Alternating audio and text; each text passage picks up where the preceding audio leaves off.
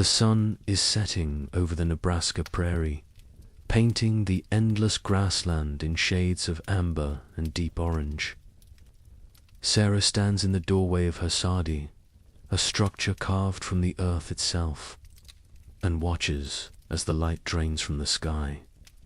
She is 27 years old. Her husband has been dead for 3 days. Behind her, in the single room that serves as kitchen, bedroom, and everything else, 5 children sleep. The youngest is 2. The oldest is 9. They don't fully understand yet that their father isn't coming back. Sarah understands. She has understood since the moment she saw the neighbors carrying his body back from the field, his chest crushed by the wagon wheel that rolled over him when the horse spooked. She steps outside, her boots crunching on the hard-packed earth. The wind pulls at her skirts and tangled her hair, which she hasn't had time to properly braid in days. There are chores waiting. There are always chores waiting. But right now, in this moment, between day and night, she does what she has done every evening since they built this place 2 years ago. She sweeps her eyes across the horizon, searching for the orange glow of prairie fire. Fire can outrun a horse on the plains. Fire can consume everything you own in less time than it takes to pray. She's heard the stories from other homesteaders, seen the blackened squares of earth where families lost their entire lives in an afternoon. So every night she looks. Her husband used to do this with her, the two of them standing together in the cooling air, scanning the distance for danger. Now she does it alone. There are no flames tonight. Just the darkening sky and the wind and the endless sea of grass stretching in every direction. She turns back to the soddy and checks the rifle leaning against the doorframe. It's loaded. It's always loaded now. She doesn't know exactly what. She's afraid of only that she is alone with 5 children on 160 acres in the middle of nowhere, and the nearest neighbor is 3 miles away. Inside, the walls are 2 feet thick, cut from blocks of prairie sod stacked like bricks. The ceiling is made of wooden beams covered with more sod, and sometimes in the rain, dirt and worms fall from above. She's hung old newspaper across the walls to brighten the space, and there's a small window covered in oiled paper that lets in a dim, yellowish light during the day. The floor is packed dirt, swept clean every morning. There's a wood stove that costs more to ship on the railroad than it costs to buy. A table built from scrap lumber, 2 chairs, a bed where all 6 of them sleep crowded together. This is her home. This is her life now. Sarah sits at the table and rests her head in her hands. Her body aches in ways she didn't know were possible. For 3 days, she has done the work of 2 people. Fed the children, fed the chickens, milked the cow, hauled water from the well, cooked, cleaned, comforted the crying ones, buried her grief so deep she can barely feel it anymore. Tonight, in the silence, it rises up anyway. She is not the only woman in this situation. She knows this, though it's small comfort. The prairie is full of widows. Some lost their husbands to illness, others to accidents like hers. Some lost them to violence, others to men who simply walked away one day and never came back. The frontier is hard on marriages, harder on men who can't adapt, hardest of all on the women left behind. But here's what Sarah has learned in the past 3 days, what she's beginning to understand as she sits alone in the gathering darkness. She can own this land. Under the Homestead Act of 1862, any person over 21 who is the head of a household can file a claim for 160 acres of government land.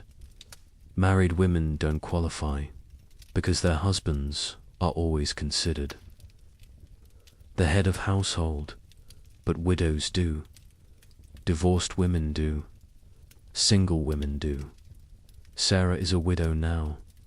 The land is hers if she can prove it up. 5 years of residence, improvements to the property, and 160 acres becomes hers legally in her name. Not her father's name.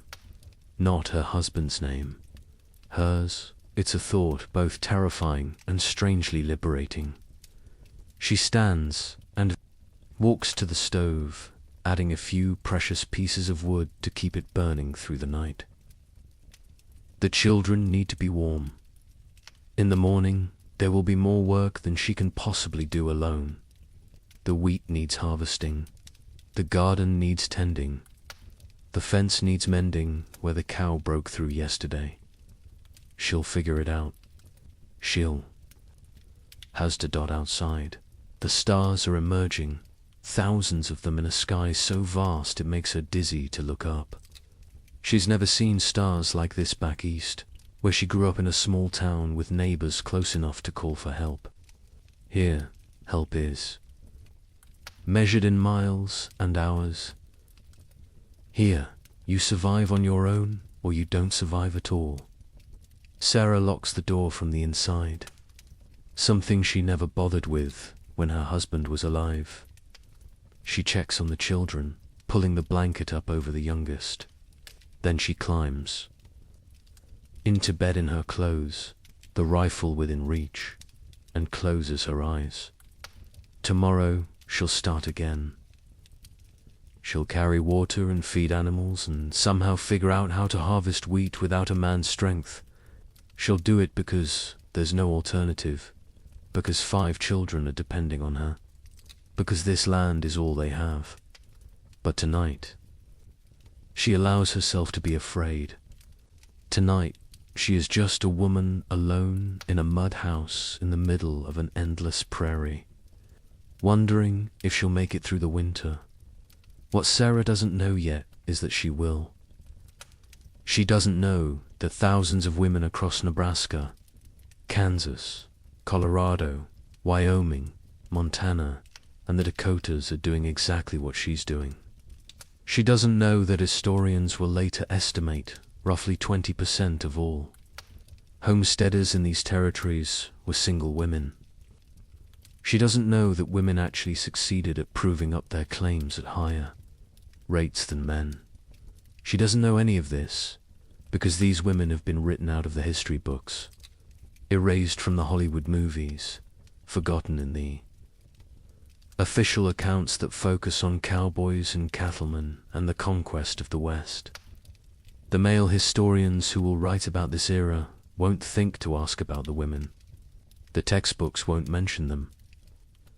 For more than a century, their stories will remain buried, like seeds lying dormant in the prairie soil. But the seeds were always there, and eventually they would grow. Sarah shifts in the darkness, listening to her children breathe. Somewhere in the distance, a coyote howls. The wind rattles the oiled paper in the window frame. The walls of her soddy hold firm against the night.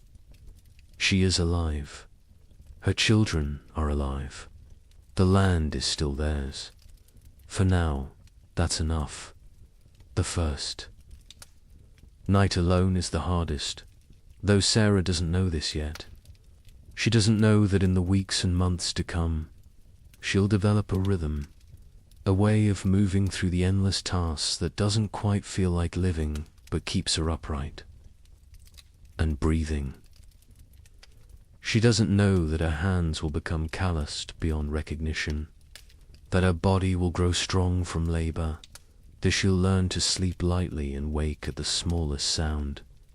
She doesn't know that 2 years from now, she'll stand in front of a government land office clerk and receive the deed to her 160 acres, her name written in clean black ink on the official document. She doesn't know that she'll never remarry, that she'll raise all 5 children on this land, that one of her daughters will file her own homestead claim when she turns 21. She doesn't know any of the future. She only knows this moment, this night, this fear. And in the morning, she'll get up anyway. Because that's what the forgotten women of the frontier did. They got up.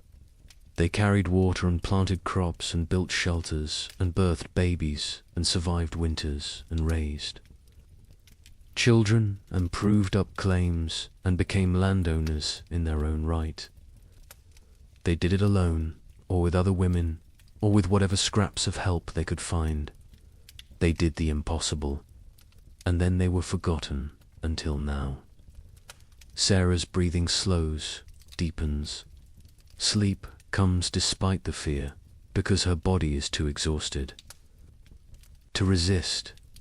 Outside, the prairie stretches away in all directions, dark and vast and full of women just like her, lying awake in their own mud houses, wondering if they'll survive.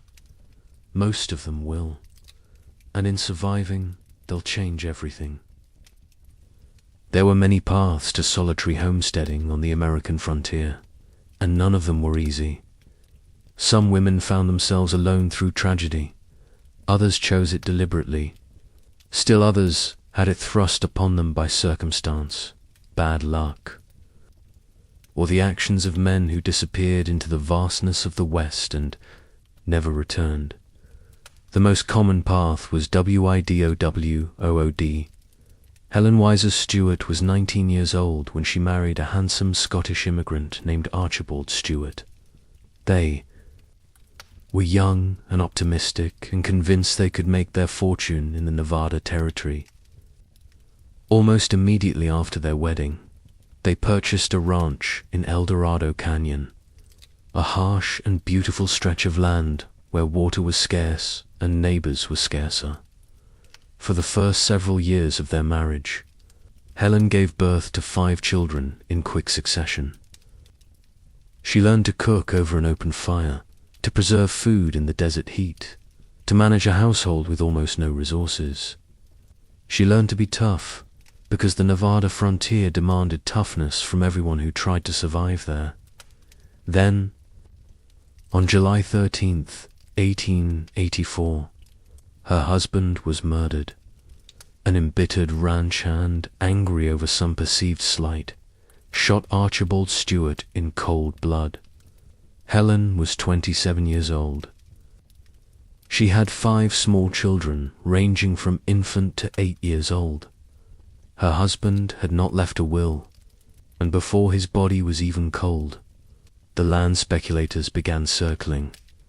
Men appeared at her door within days of the funeral, offering to buy the ranch, suggesting she couldn't possibly manage it alone, implying that a woman with no business experience and 5 mouths to feed should take whatever money she could get and move back east where she belonged. Some of them were sympathetic. Others were predatory. All of them assumed she would fail. 2 days after burying her husband, Helen sat down and wrote a letter to a family friend, a man named Sawyer who lived a day's ride away. The letter was desperate and direct. "Mr. Sawyer, sir," she wrote, "I write to you in great distress, hoping you as a husband and father will aid me to the best of your ability. I am left alone here, my little children fatherless by the hand of a murderer. She needed help understanding the legal situation. She needed allies who wouldn't try to steal her land. She needed to figure out if she had any rights at all, or if widowhood meant automatic dispossession, what Helen discovered, with Sawyer's help and her own fierce determination, was that she did have rights. As a widow and head of household, she could own property. She could manage the ranch. She could make business decisions. It wasn't easy, and it wasn't fair, and the men around her fought her every step of the way. But it was legal. Helen Stewart stayed. She ran that ranch for 20 years, raised all 5 of her children, and became one of the most successful ranchers in southern Nevada. She proved every single one of those land speculators wrong. But not every widow had Helen's resources or her strength. Some were broken by the loss. Some took the first offer they received and fled back to whatever eastern town they'd come from, grateful to escape. Some tried to stay and failed, overwhelmed by work they'd never been trained to do, crushed under debts their husbands had left behind. The frontier was full of fresh graves, and the women left to tend them. Death came in so many ways. Farm accidents were common and brutal. A man could be kicked by a horse, crushed by a wagon, caught in machinery, bitten by a rattlesnake, gored by an angry bull. Medical help was usually hours or days away, if it existed at all. Men died from infections that spread from minor cuts, from appendicitis that could have been survived in a city hospital, from pneumonia and influenza and dozens of other illnesses that frontier conditions made deadly. Some died from the weather, caught in blizzards, frozen to death trying to find their way home, struck by lightning during summer thunderstorms, drowned in flash floods. The plains offered 1,000 ways to die, and men, who did most of the heavy outdoor labor, encountered most of them, and some died from violence. Claim disputes that turned deadly, arguments over water rights or fence lines that ended in gunfire. The frontier justice system was thin to non-existent in many areas, and men solved problems with their fists or their weapons. They died in stupid fights and left widows behind. Each death created a choice point for the woman left behind. Go or stay. Sell or fight. Give up or double. Down many stayed. But widowhood wasn't the only path to aloneness on the frontier. Some women were. Abandon that happened more often than anyone wanted to admit. A husband would announce he was going to town for supplies, or heading east to visit family, or traveling to find work. He'd kiss his wife goodbye, climb onto his horse or into his wagon, and ride away. Days would pass, weeks, months, and he simply wouldn't return. Sometimes there was a reason. He'd died on the road and there was no way for the news to reach his family. He'd been killed by bandits or weather or accident. His body never found, his fate unknown. These were tragedies, similar to the deaths that created widows, except worse because there was no body, no certainty, no closure. But other times, the reason was simpler and uglier. The man had left on purpose. He'd decided frontier life was too hard, or marriage was too confining, or he just wanted to start over somewhere else without the burden of a family. The West made it easy to disappear. You could ride for 3 days and be somewhere no one knew your name. You could reinvent yourself completely, claim you'd never been married, start a new life with a new woman in a new territory. The wives left behind had no legal recourse. They couldn't divorce a missing man. They couldn't remarry without proof of death. They couldn't even officially declare themselves widows. They existed in a legal grey area, neither married nor single, trapped by a man who was gone but not officially. Dead, many of them homesteaded anyway. They filed claims as heads of household, arguing that a husband who'd been gone for years with no contact wasn't really fulfilling his role as household head. Some land office clerks accepted this reasoning. Others didn't. It depended on the clerk, the day, how sympathetic they felt toward a woman trying to survive alone. The abandoned women learned to be vague about their circumstances. When asked where their husbands were, they'd say he was working elsewhere, or visiting family, or some other half-truths that implied he existed somewhere, even if he wasn't present. They learned to manage alone while maintaining the fiction of marriage, because that fiction was sometimes the only thing standing between them and complete legal vulnerability. It was a lonely kind of survival, built on secrets and shame and the knowledge that the man who'd promised to stay had chosen to leave. Then there were the women who chose this life deliberately. Single women, most of them young, who read the Homestead Act and saw opportunity where others saw hardship. The act allowed any person over 21 who was head of a household to claim 160 acres. Married women were excluded because their husbands were automatically considered the household head. But single women, divorced women, and widows could file. For young women with few prospects in the crowded eastern cities, with no inheritance and limited job options beyond domestic service or factory work, free land was revolutionary. It was a chance to own something, to build something, to be independent in ways that were impossible back east. Lucy Goldthorpe described the excitement of that era years later, remembering her decision to homestead in Dakota Territory, even if you hadn't inherited a bit of restlessness and a pioneering spirit, she said. It would have been difficult to ward off the excitement of the boom. There was a fever to it, a sense that something massive was happening and you could either watch from the sidelines or be part of it. Lucy chose to be part of it. She was young and single and alive with possibility. She filed her claim, built her saddie, and proved up her land. Later, she worked as a journalist, documenting the very era she was living through. The most famous examples of deliberate women homesteaders were the 4 Chrisman sisters of Custer County, Nebraska.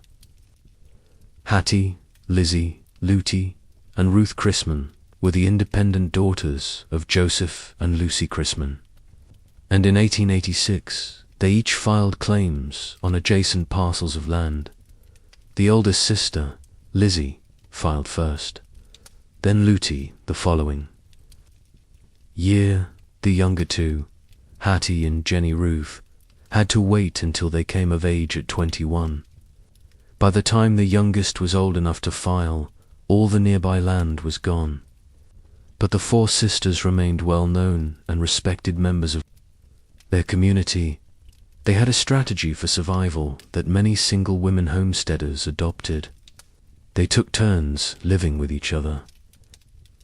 The Homestead Act required 5 years of residence to prove up a claim, but the definition of residence was flexible. You had to live on your claim for a certain portion of each year, but you didn't have to be there every single day.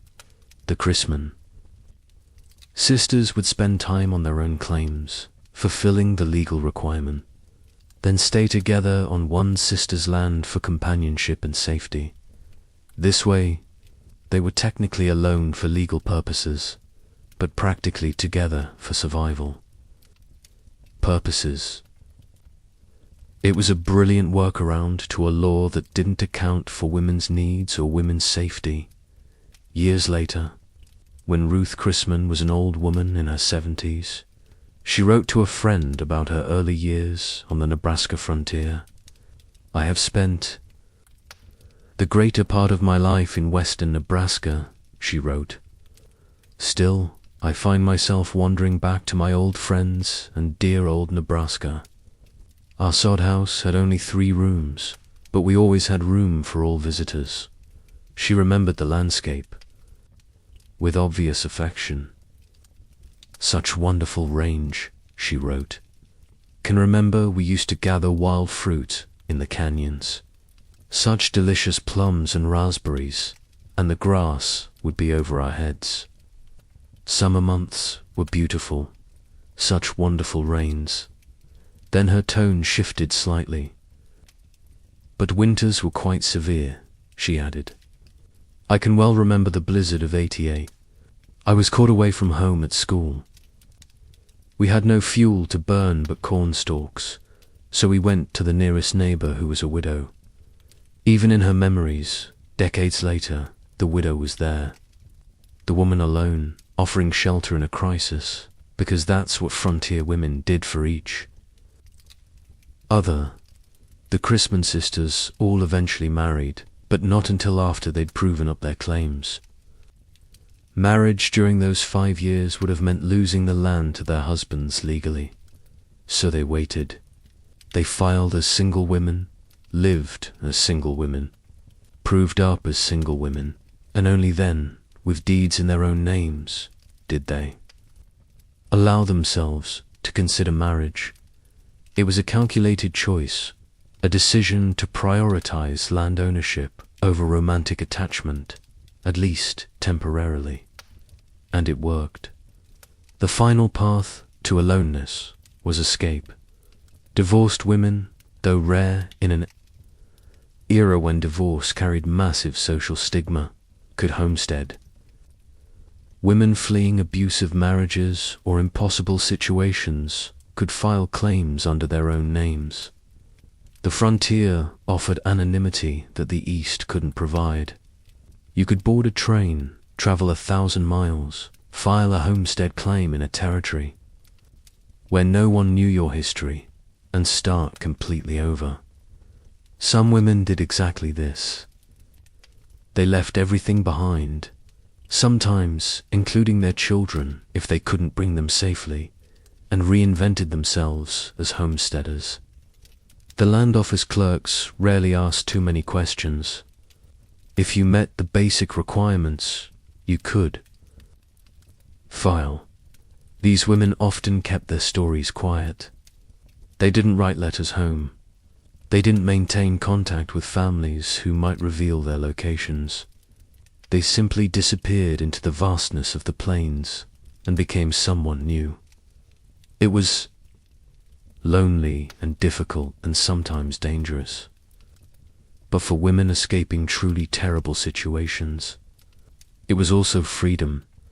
All these paths, different as they were, led to the same place.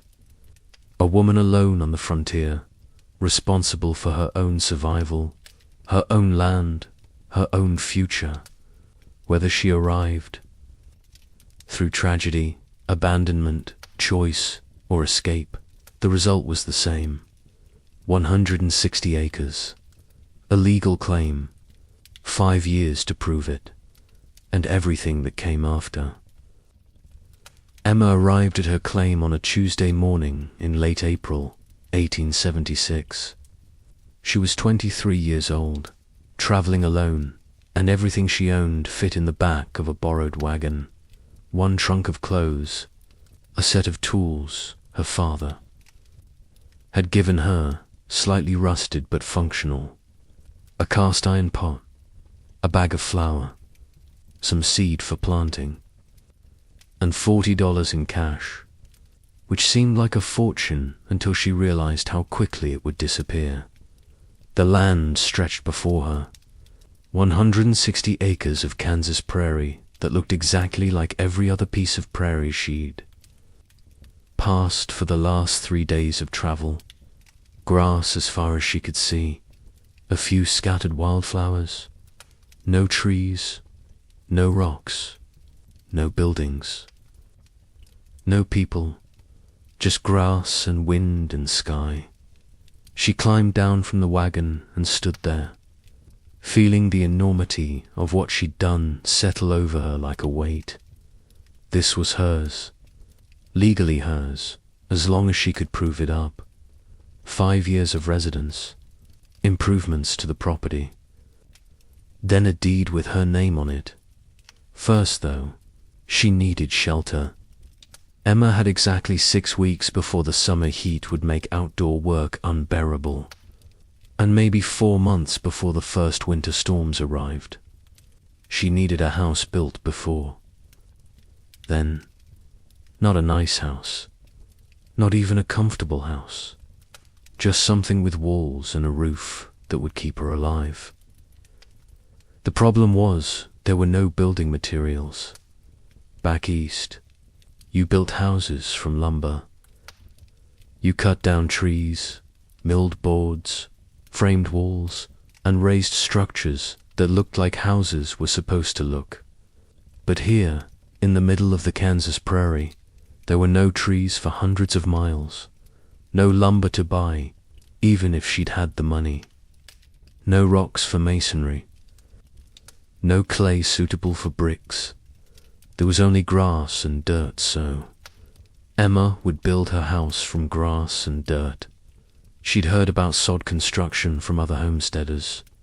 During her journey west, they called the houses soddies, and they either built them into hillsides or stacked sod bricks like masonry. Emma's claim had a gentle rise on the eastern edge, not quite a hill, but enough of a slope to work with.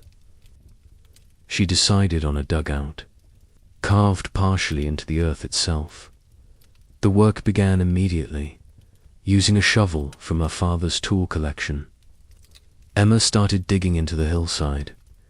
The prairie sod was thick, the roots tangled and tough from thousands of years of growth. Each shovelful required real effort, the kind that made her shoulders burn and her hands blister within the first hour. She dug anyway. The plan was to carve out a space roughly 10 feet by 12 feet, just big enough for a bed, a stove, a table, and a little walking room. She'd dig into the hill about 6 feet, leaving the earth itself to form 3 walls. Then she'd build up the 4th wall with sod bricks and construct a roof. It sounded simple when described that way. In practice, it was brutal. Emma dug for 10 hours the first day, stopping only when it became too dark to see. She'd carved out maybe 2 feet of depth along one wall. At this rate, it would take weeks just to excavate the basic space. Her hands were already developing blisters that would soon turn into calluses. Her back ached in ways she'd never experienced. That night, she slept in the wagon, too exhausted to eat, wondering if she'd made a terrible mistake. In the morning, she got up and dug again. Days blurred together. Dig, rest, dig, rest. Dig until the sun set and her body simply refused to continue. The hole in the hillside grew slowly, painfully. She hit rocks sometimes and had to work around them or pry them loose with a iron bar. She hit dense clay in some spots that required chipping away inch by stubborn inch. Her blisters popped and bled and formed new blisters underneath. After 2 weeks, she had a rough cave carved into the hill.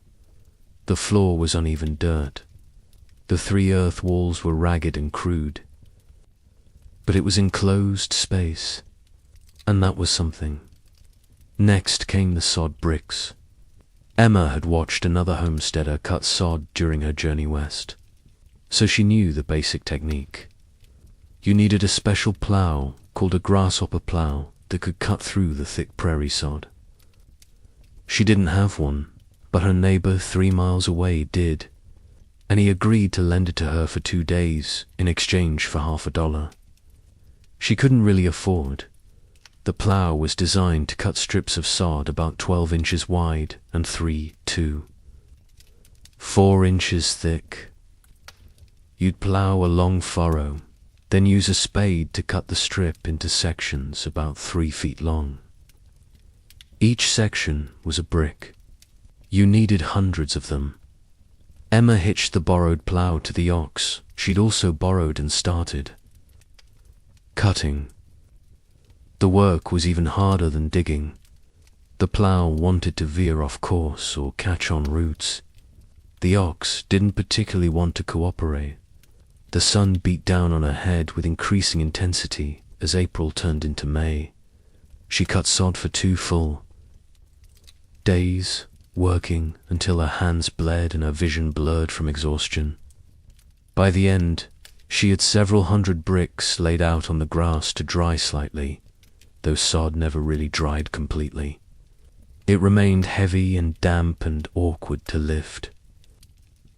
Building the fourth wall required stacking these bricks like masonry, laying them lengthwise and overlapping them so they'd stay stable.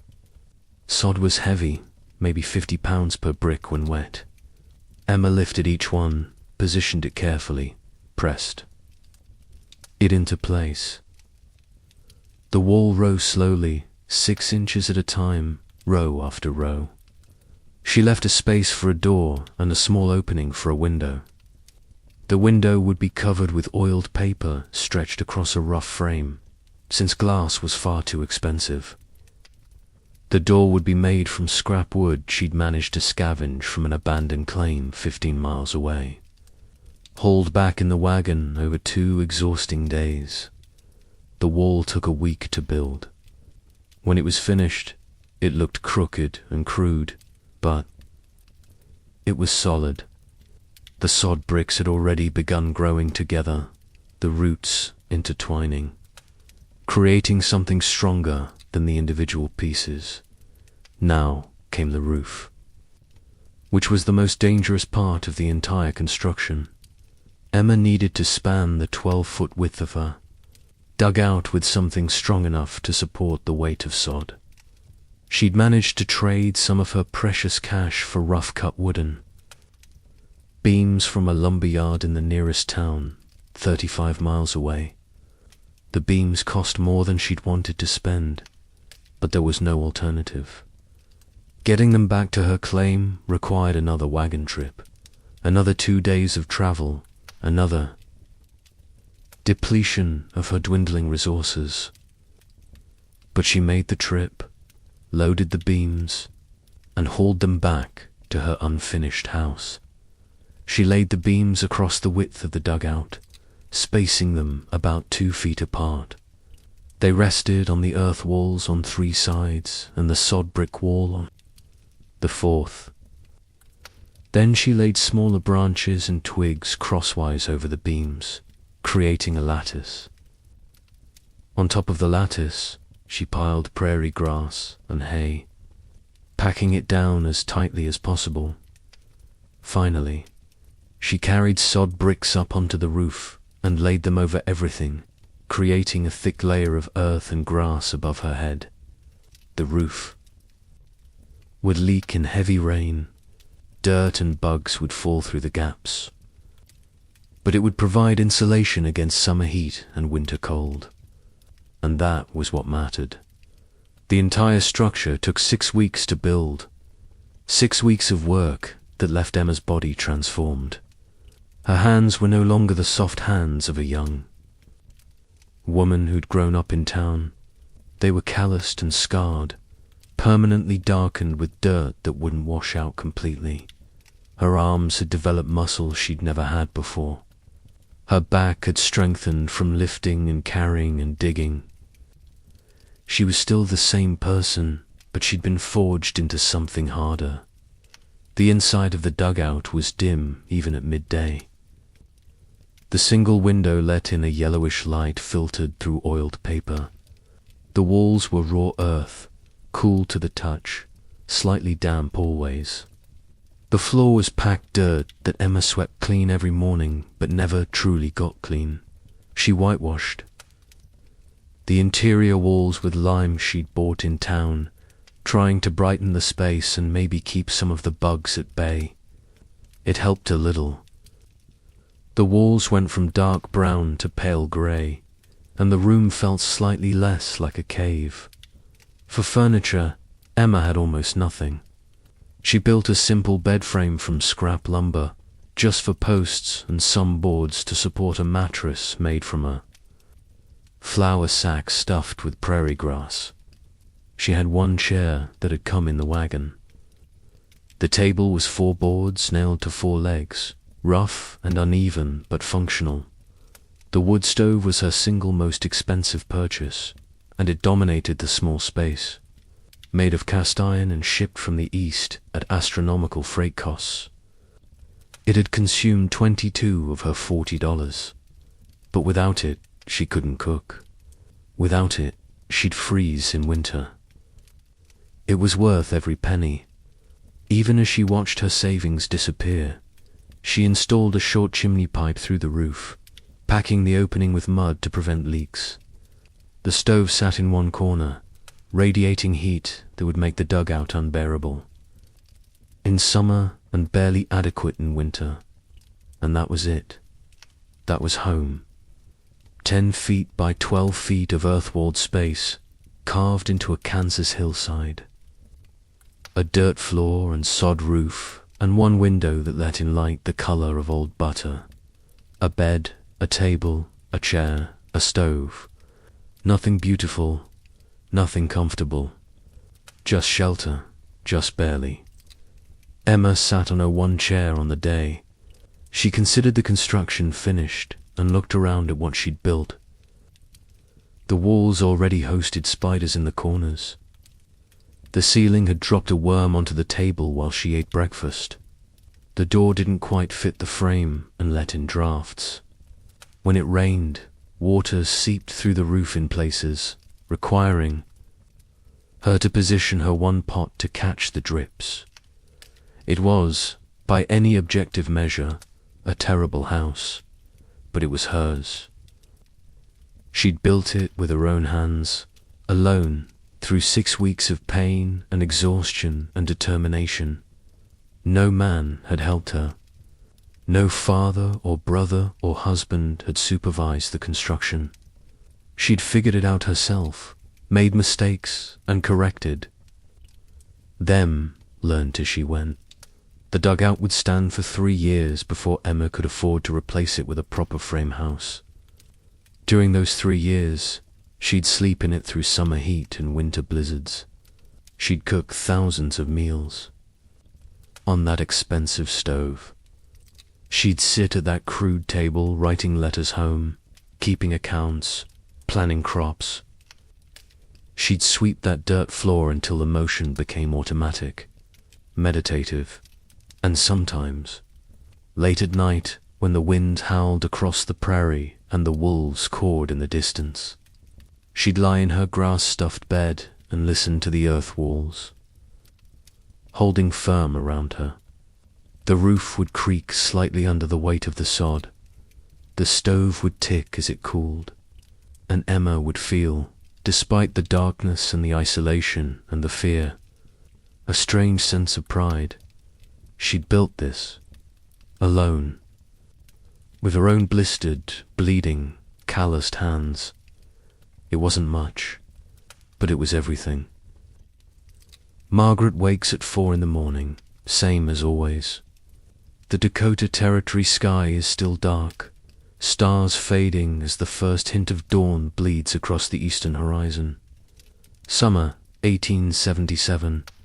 She's been a widow for 8 months.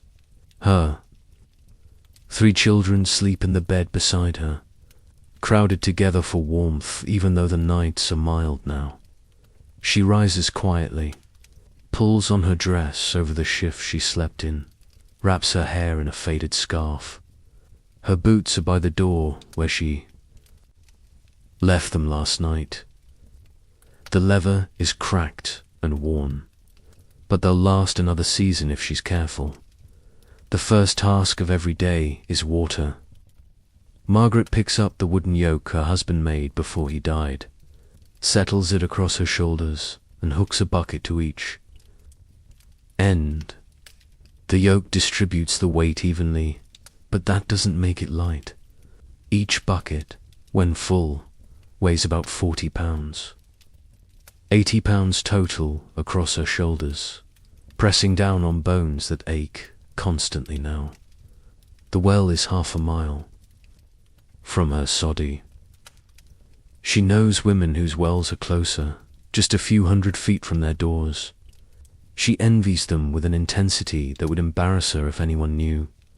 But her claim doesn't have surface water, and the well digger her husband hired before His death chose this spot based on some intuition about underground streams that Margaret doesn't understand and can't verify. So every morning, she walks half a mile to the well. The path is worn smooth now from 8 months of walking it 4 times a day, sometimes more. Her feet know every dip and rise. There's a rabbit warren about halfway that she steps around automatically. A patch of wildflowers near the well that bloomed purple in early summer and have faded to brown now. The well itself is just a hole in the ground lined with stones. A wooden frame over the top, a rope and bucket for drawing water up from the wall. Darkness below. It's maybe 20 feet deep.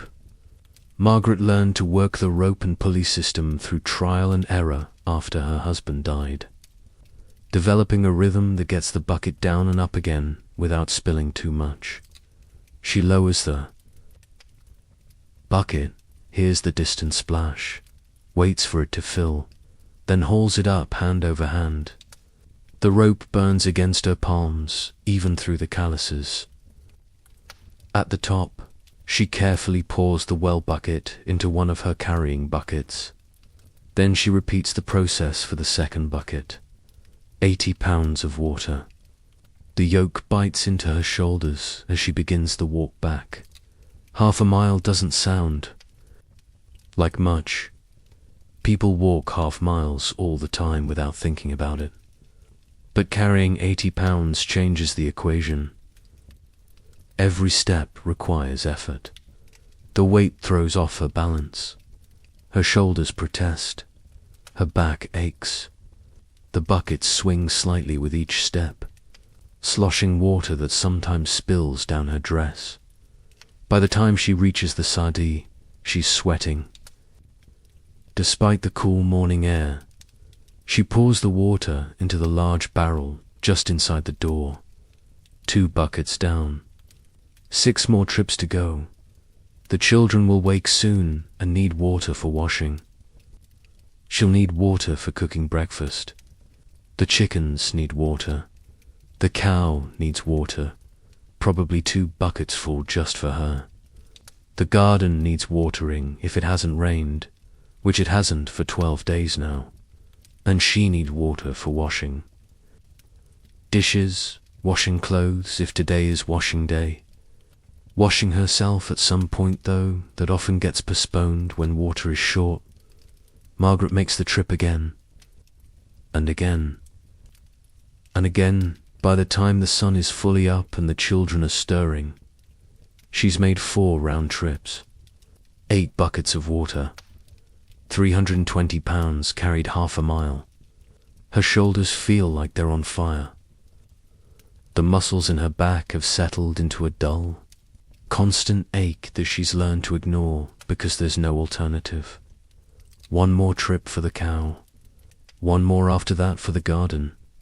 6 trips total. 480 pounds of water. 3 miles of walking, all before breakfast. This is every day. Every single day. Summer, winter, spring, fall. When her husband was alive, they split the work. He'd make 3 trips, she'd make 3 trips. Now she makes all 6, and her body is reshaping itself around this labor. Her shoulders are broader than they used to be. Her arms are corded with muscle. Her hands are so calloused they barely feel the rope anymore. The children help when they can. Her oldest is 7 and can carry a single bucket if it's not filled. All the way. But they're children, and the work is hard, and she can't rely on them for the bulk of it. So she carries water. 4 in the morning until the barrel is full, and every living thing on her claim has had enough to drink. Then before the day gets too hot, she begins the next essential task. Fuel. There are no trees on the Kansas prairie, no forests to provide firewood, no lumber yards selling split logs. In winter, some homesteaders burn twisted hay, wadding it tight and feeding it into stoves that consume it too quickly. Others burn. Corn cobs, if they've had a good harvest, though that feels wasteful when corn could be eaten or sold. Margaret burns buffalo chips. The buffalo are mostly gone now, hunted nearly to extinction by commercial hunters who wanted the hides and left. The carcasses to rot. But before they disappeared, millions of buffalo roamed these plains, and they left behind millions of dried dung piles scattered across the grass.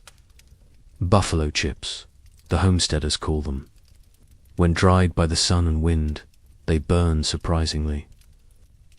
Well, almost no smell, decent heat, free for the gathering.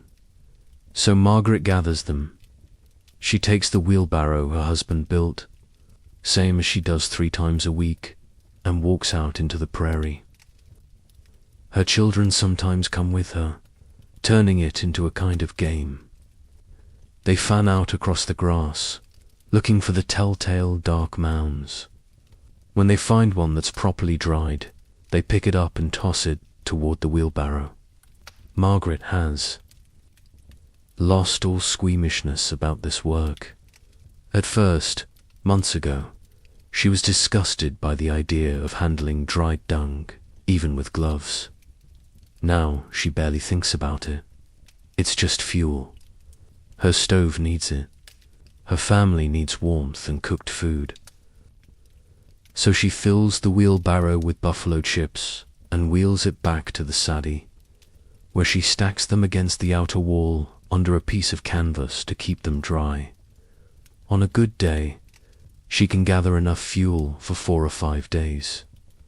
On a bad day, when chips are scarce or wet from rain, she might only get 2 days' worth.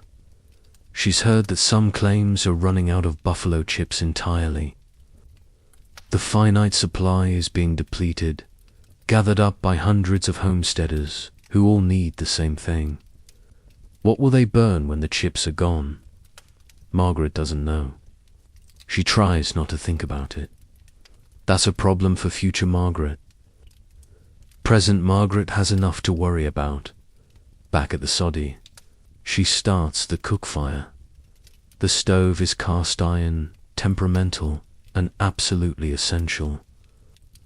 Margaret feeds it buffalo chips, watching as the fire catches and grows.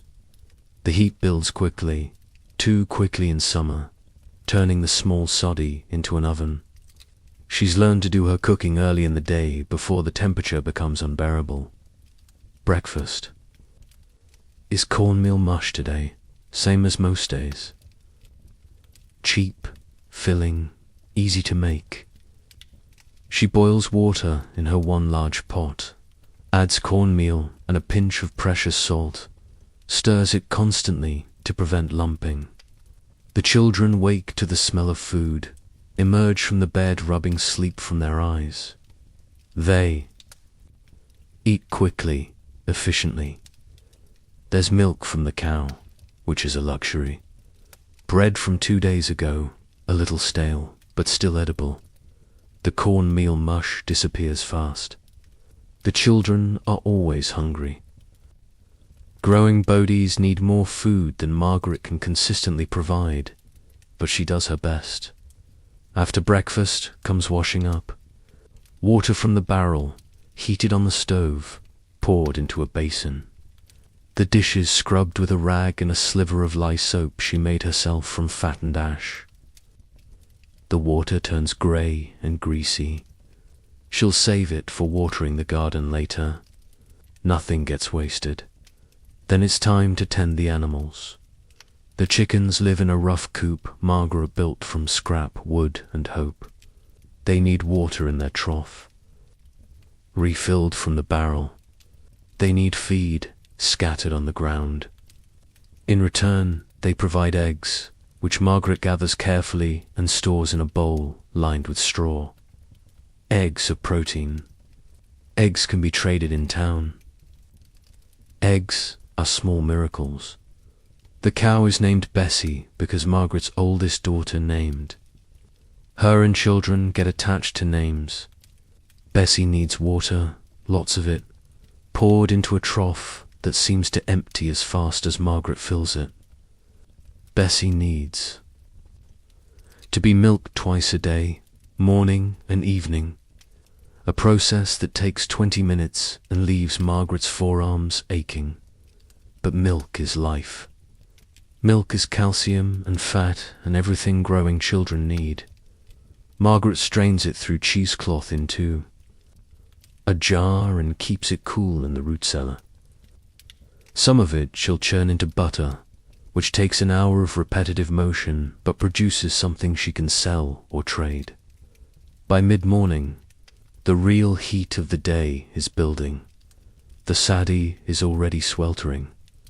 Margaret sends the children outside to play in the shade of the dugout's overhang, the one spot that gets relief from the sun.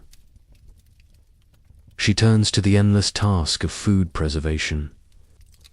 Summer means abundance, relatively speaking.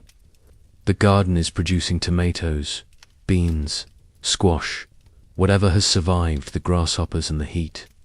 All of it needs to be preserved for winter, when nothing grows, and the stores you've built up are the only thing standing between your family and starvation. Margaret spends hours canning, boiling jars to sterilize them, cooking vegetables down, filling jars, sealing them with wax. The kitchen becomes even hotter, the stove radiating heat that makes her dizzy. Sweat pours down her face and soaks through her dress. But she works. Anyway, because this is how you survive winter on the plains.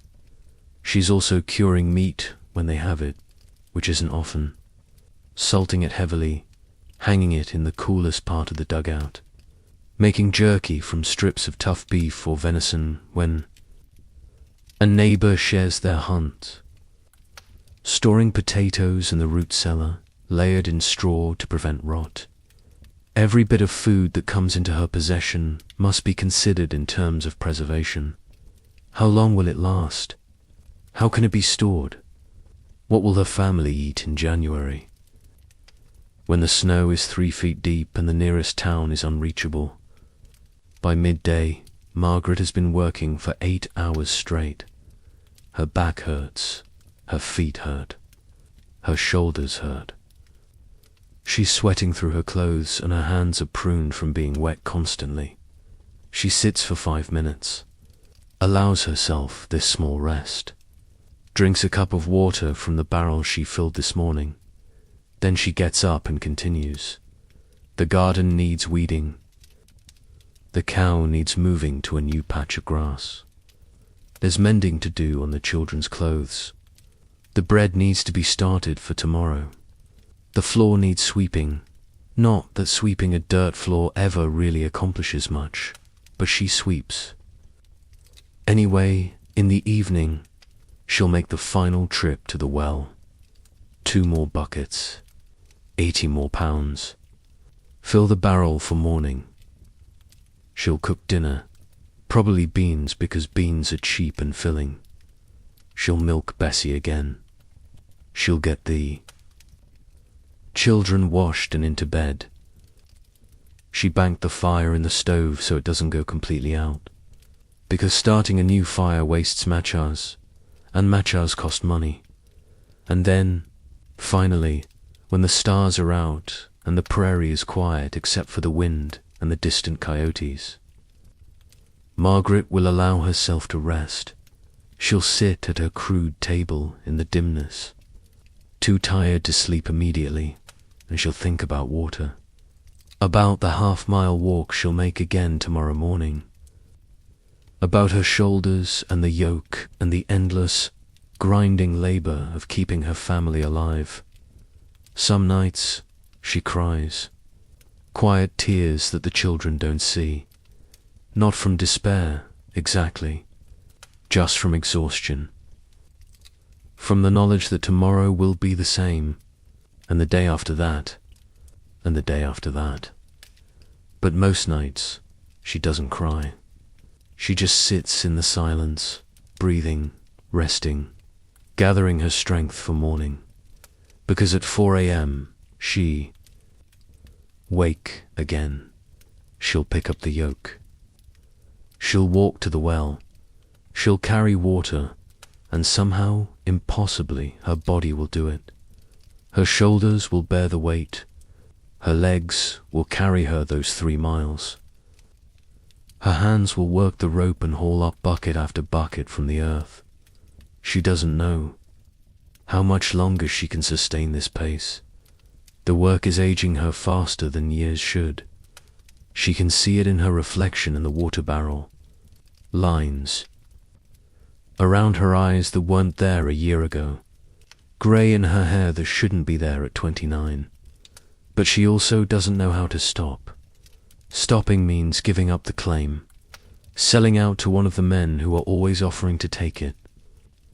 Off her hands for a fraction of its value. Taking her children back east, if she even has family who would take them in. Admitting defeat. So Margaret doesn't stop. She carries water. She gathers fuel. She cooks and cleans and preserves food and tends animals and keeps her family alive. Through sheer stubborn will. It's not the life she imagined. It's not the life anyone would choose if they had real choices. But it's her life. And she'll live it, 1 bucket at a time, until she can't anymore.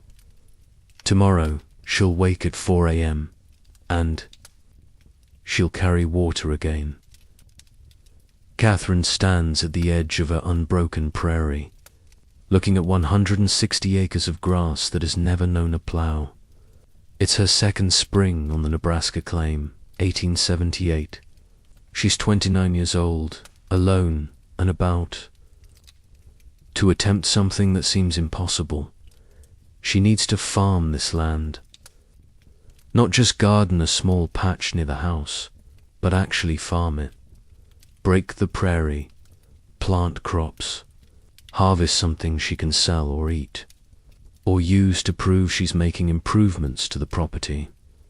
The problem is the sod itself. Prairie grass has roots that go down 6 feet or more, tangled together over thousands of years into a mat so thick and tough it's earned a nickname among homesteaders. They call it nature's carpet, or sometimes nature's curse. The roots are woven together like fabric, holding the soil in place, creating a surface you can walk on that barely gives under your weight. Breaking virgin. Prairie requires a special plow pulled by multiple oxen or horses. The plow has a heavy iron blade designed to cut through roots and turn over strips of sod. It takes massive strength, both animal and human. Most men struggle with it. Catherine is going to attempt it alone. She doesn't own a breaking plow. They cost more money than she has.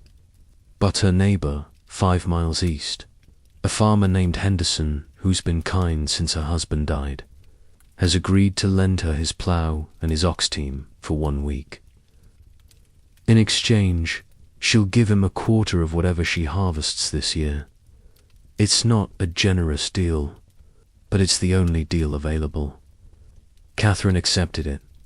Henderson delivers the plow on a Monday morning, along with 2 massive oxen named Sam.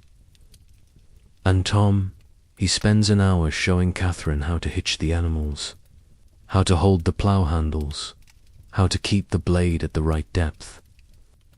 She watches carefully, asks questions, tries to memorize everything. Then Henderson leaves, and Catherine is alone with 2 oxen and a plow that weighs more than she does. She hitches Sam and Tom to the plow with hands that shake slightly from nervousness. The oxen are patient, used to this work, but they don't know her. They're used to Henderson's voice, Henderson's commands. She'll have to establish authority quickly, or they won't obey. Catherine positions herself behind the plow. grips the handles, and shouts the command Henderson taught her. The oxen lean into their yoke. The plow lurches forward. The blade bites into the prairie sod, and Catherine's life becomes pain. The plow wants to veer right. She has to throw all her weight against the handles to keep it straight. The blade catches on roots constantly, jerking. The handles so hard her shoulders feel like they might dislocate.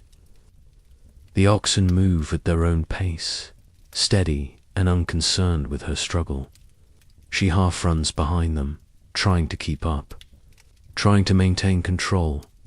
The plow turns over a strip of sod 12 inches wide and maybe 4 inches deep.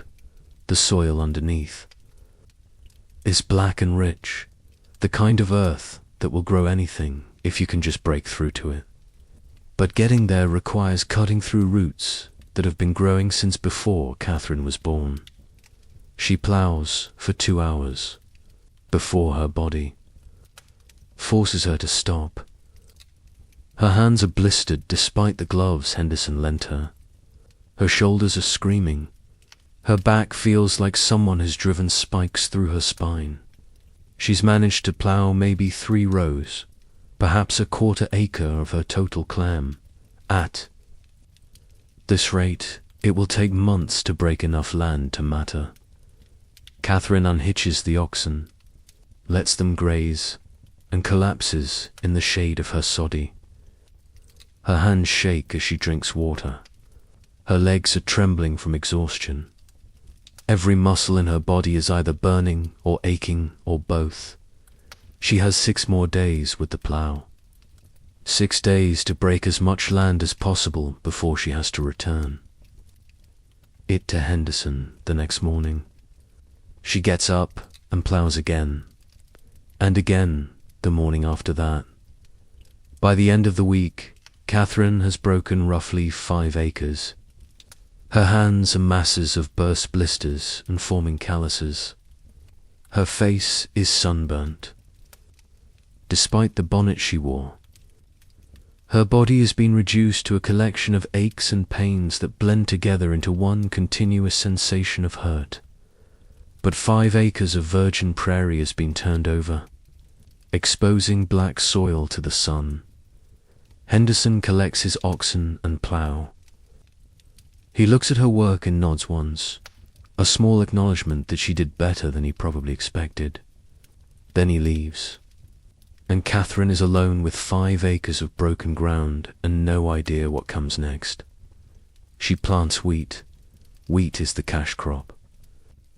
On the plains. It's hardy, relatively drought-resistant, and there's always a market for it. The railroad companies buy wheat. The army buys wheat. Eastern cities buy wheat. If she can grow enough and get it to market, she might actually make money. Catherine plants by hand, walking the furrows, scattering seed from a bag slung over her shoulder. It's mindless work after the brutality of ploughing, almost meditative. The seed falls onto black earth. She hopes it will grow. Spring turns to summer. The wheat sprouts, small green shoots pushing through the soil. Catherine watches them like a mother watches children, anxious and hopeful and terrified. Something will go wrong. Everything can go wrong on the plains. The weather is the first threat. Too much rain and the wheat will rot. Too little and it will wither.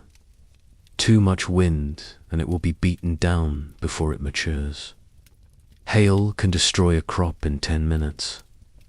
Tornadoes appear with almost no warning, tearing across the prairie in black funnels that obliterate everything in their path. Catherine watches the sky constantly, obsessively. Every cloud is assessed for danger.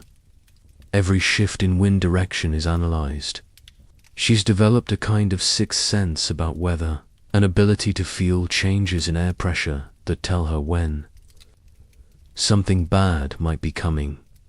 In June, a hailstorm rolls in from the west. Catherine sees it coming. The dark wall of clouds, the greenish tint to the sky that means hail. She has maybe 15 minutes. She runs through the wheat field, checking the progress of the plants, knowing there's nothing she can do to protect them. They're at the mercy of the weather, same as she is. The hail arrives with shocking violence. Ice chunks the size of eggs fall from the sky, bouncing off the ground, destroying everything they hit. Catherine huddles in her soddy, listening to the drumbeat on her roof, knowing her wheat is being shredded. The storm lasts 12 minutes. When it's over, Catherine walks through the field and surveys the damage. A third of her wheat is completely destroyed, beaten into the mud. Another third is badly damaged but might recover. The final third, protected by a slight rise in the land, survived relatively intact. She's lost weeks of growth and a significant portion of her potential harvest in 12 minutes. Catherine sits down in the muddy field and allows herself 5 minutes of despair. She's exhausted and broke and her body hurts constantly, and now a third of her crop is gone and there's nothing she can do about any of it. Then she gets up and goes back to work. The wheat that survived continues growing. She weeds around it, pulling up the prairie grass that constantly tries to reclaim the broken ground. She hauls water to the field during dry spells, bucket by bucket, trying to give the plants every advantage. Her life becomes about this wheat, about willing it to survive long enough to harvest. In late July, grasshoppers arrive. Catherine has heard about grasshopper plagues from other homesteaders, but hearing about them and experiencing them are completely different things. The insects appear as a cloud on the horizon, a dark mass that looks like smoke at first.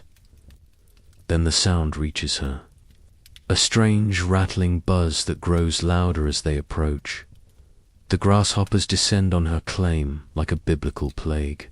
Within minutes, they're everywhere, covering the ground so thickly you can't see the earth, climbing the walls of her soddy, landing in her hair, on her clothes, and her water barrel, and eating everything. They devour her wheat in hours. The stalks simply disappear into the mass of writhing insects. They eat her garden vegetables. They eat the prairie grass. They eat the clothes she'd hung out to dry, chewing holes through the fabric. They eat the leather off her work gloves. They eat the wooden handles of her tools. Looking for any organic material, Catherine stands in the middle of her ruined field and watches her entire year's work disappear into millions of insect mouths. The grasshoppers stay for 2 days, when they finally move on, continuing their migration. In search of more food, they leave behind devastation.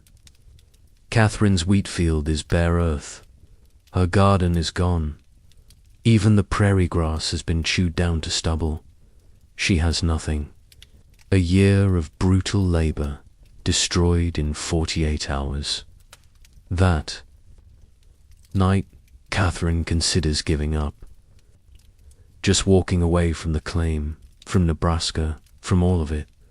She has a little money saved, maybe enough to buy a train ticket east. She could find work as a domestic servant somewhere, live a hard life, but at least a predictable one, she thinks about it seriously for the first time. Then she remembers that if she leaves now, she gets nothing. No deed to the land, no ownership, 5 years of residence required to prove up, and she's only completed 2. If she walks away now, someone else will file on this claim, and her labor will benefit them instead of her. Catherine decides to stay. The next spring, she borrows Henderson's plow again. She breaks another 5 acres, She plants wheat again, and beans, and corn. She tends the crops through another summer of drought and storms and insects. She loses some to hail again, less this time. She loses some to cutworms that eat the plants. At ground level, she loses some to a late frost that no one predicted. But some of the crops survive. Not a lot, but enough. In the fall, she harvests what remains. The wheat yield is poor, maybe a third of what it could have been in a good year. But it's something. She binds the wheat into sheaves, working alone, her back aching from bending and lifting. She threshes it by hand, beating the grain loose. With a flail, a process so exhausting she can only work in short bursts. When it's done, she has 20 bushels of wheat. It's not much. Henderson's quarter share takes it down to 15 bushels. The rest she loads into her wagon and drives to the nearest town 35 miles away. The grain elevator operator offers her 60 cents a bushel. She knows it's less than it's worth, but she's in no position to negotiate. She takes the $9. $9 for a year of work.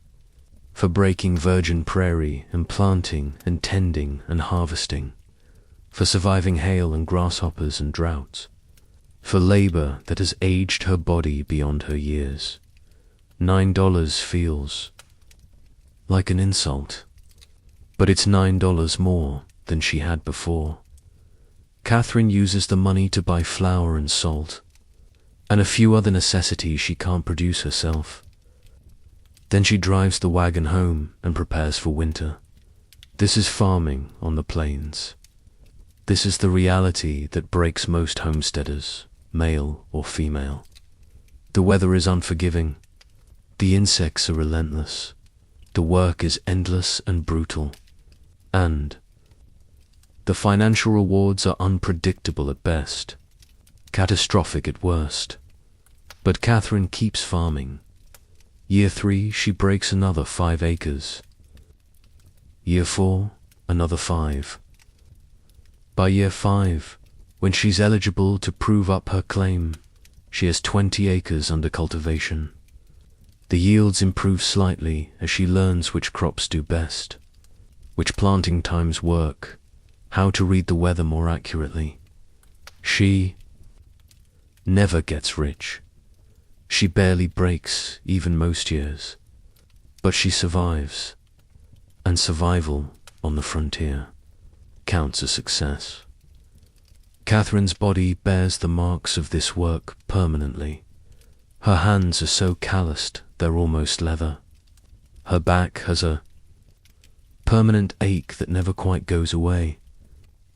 Her shoulders are broader and more muscular than any woman's shoulders should be, shaped by years of holding plow handles and lifting grain sacks and hauling water.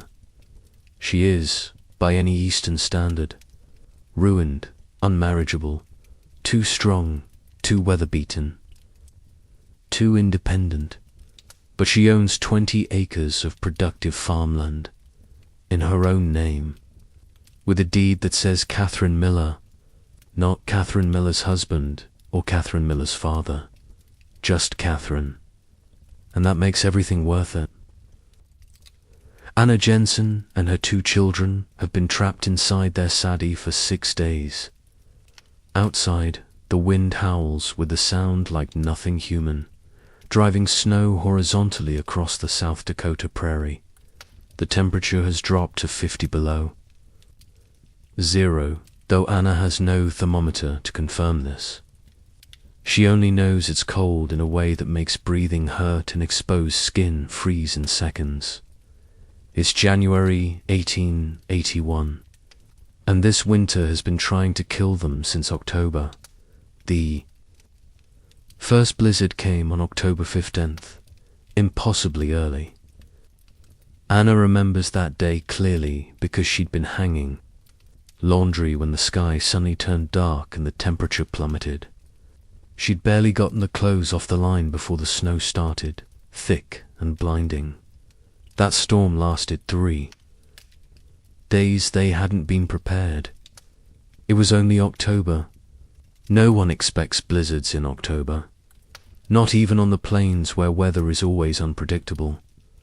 Anna's husband had been away in town when it hit, stranded there for a week before he could make it home. She and the children had weathered it alone, burning through their carefully rationed firewood, eating into the food stores meant to last until spring. That was just the beginning. November brought cold like Anna had never experienced. In Omaha, 150 miles southeast, the temperature stayed below freezing for the entire month. November 1880 is still remembered there as the coldest November on record. Out on the prairie, where Anna's soddy offered minimal insulation, it was even worse. Her husband left again in late November, heading to the nearest settlement 40 miles away to buy supplies before winter closed the roads completely. He told Anna he'd be back in 5 days. He never returned. Anna doesn't know what happened. The roads might have been blocked. He might have been caught in a storm. He might have decided to wait out the winter in town where it was safer. Or he might be dead, frozen somewhere between here and there. She only knows he's been gone for 6 weeks, and she and the children are alone. December brought more snow. Not the dramatic blizzards of October, but steady, grinding snowfall that accumulated inch by inch until the drifts were taller than Anna. The single window of her soddy, normally covered with oiled paper, was buried under snow. The door required constant shoveling to keep it openable. The world shrank to the dimensions of a 10 by 12-foot room lit by a single candle. The train stopped running before Christmas.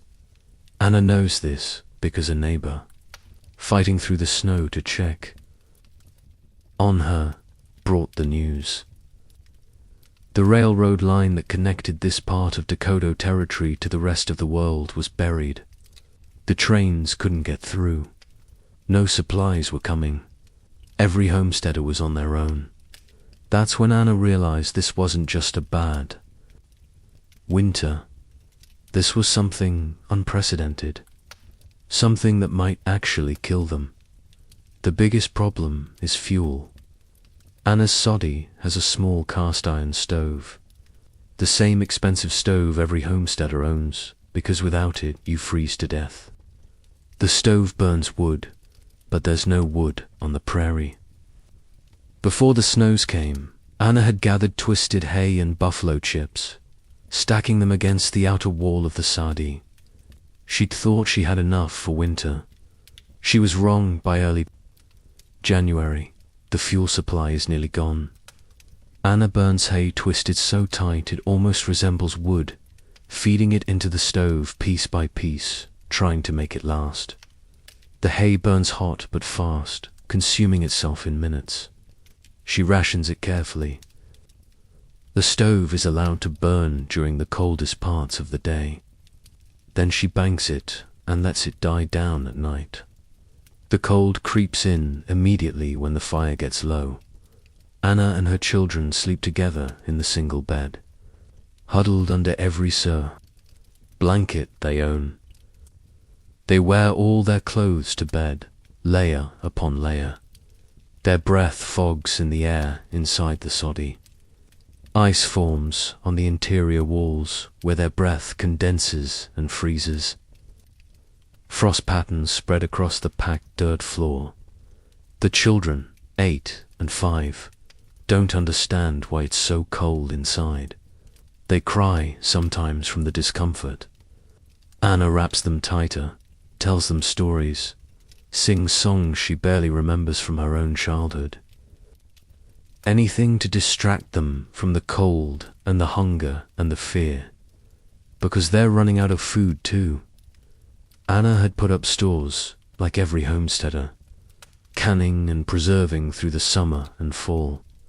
Jars of vegetables, dried beans, a sack of flour, some salt pork, potatoes in the root cellar. She'd thought it was enough, but that was before her husband disappeared, before the train stopped, before winters stretched on, week after week, with no end in sight. By January, Anna is rationing everything. One small meal in the morning, one small meal at night. The children are always hungry. She's always hungry. But there's nothing to do except eat less and hope the supplies last until spring. The flour is nearly gone. Anna has been grinding wheat kernels in her coffee grinder, turning them into a coarse flour that makes bread so dense and heavy it's barely edible, but it fills stomachs, and that's what matters. The wheat came from a neighbor who'd had a decent harvest. He traded her a bushel of wheat for a promise that she'd repay him somehow when times got better. Anna had accepted gratefully, knowing she might not be able to make good on that promise if she doesn't survive the winter. She grinds wheat every morning, the coffee grinder making a harsh scraping sound in the silence of the soddy. Her arms ache from the repetitive motion. The flour that emerges is gritty and grey, nothing like the white flour you could buy from a store. But mixed with water and a pinch of salt and baked on the stove, it becomes bread. The children eat it without complaint. They've learned not to complain. Anna also has turnips. Someone, probably her husband before he left, had put turnips in the root cellar. She hates turnips with an intensity that would be funny under different circumstances. But turnips don't freeze easily, and they last forever, and right now they're keeping her family alive. She makes turnip soup. Turnips boiled in water with a tiny bit of salt pork for flavor. The children eat it because there's nothing else. Anna eats it because she has to. She dreams about meat, about vegetables that aren't turnips, about anything with flavor or texture or variety. But there are only turnips and wheat, ground in the coffee grinder, and the diminishing pile of supplies that has to last until spring. Outside, the blizzards continue. Anna has lost track of how many storms have come through.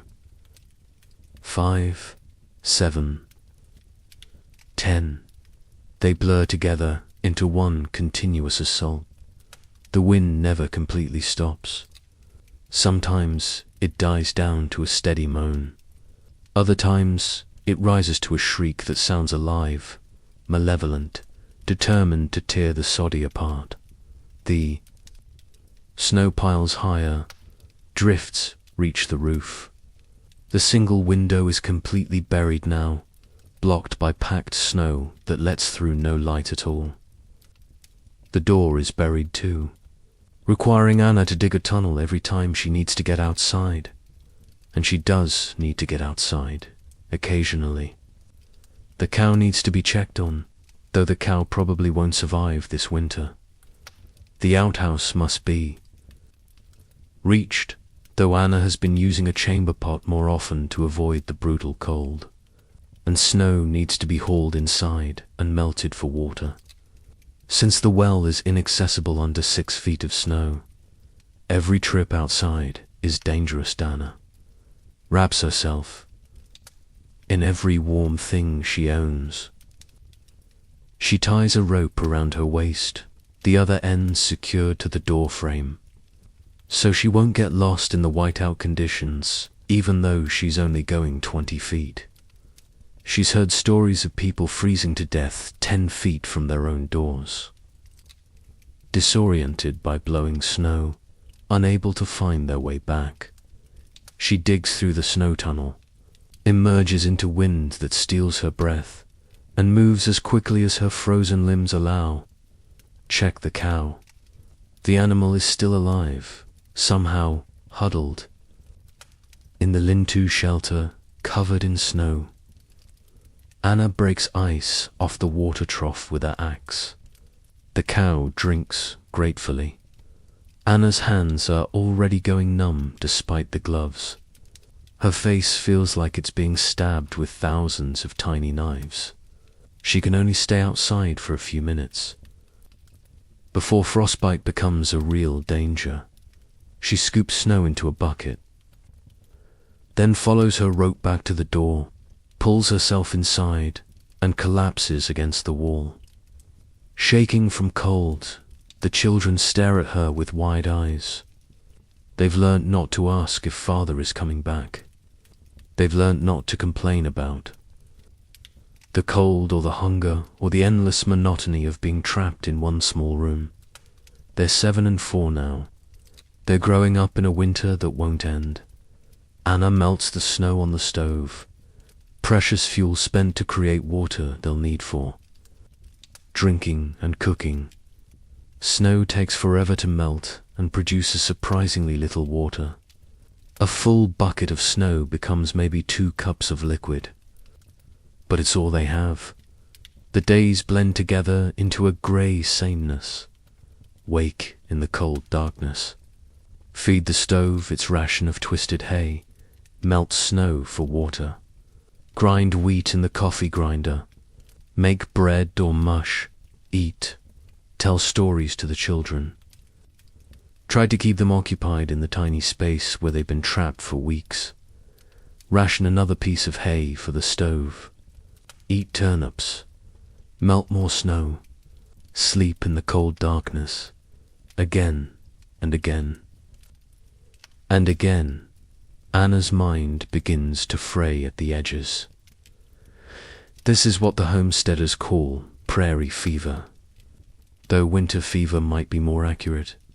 The isolation and fear and monotony combine into something that feels like madness. Anna catches herself talking to the walls sometimes, conversing with people who aren't there. She forgets what day it is. She loses track of time in larger ways too. Is it still January? Has February arrived? She doesn't know. The darkness is the worst part. With the window buried, the only light comes from the single candle Anna allows them for a few hours each day. The rest of the time they sit in darkness, conserving the candles, because when the candles run out they'll be in complete darkness, and that feels like a breaking point Anna can't quite face.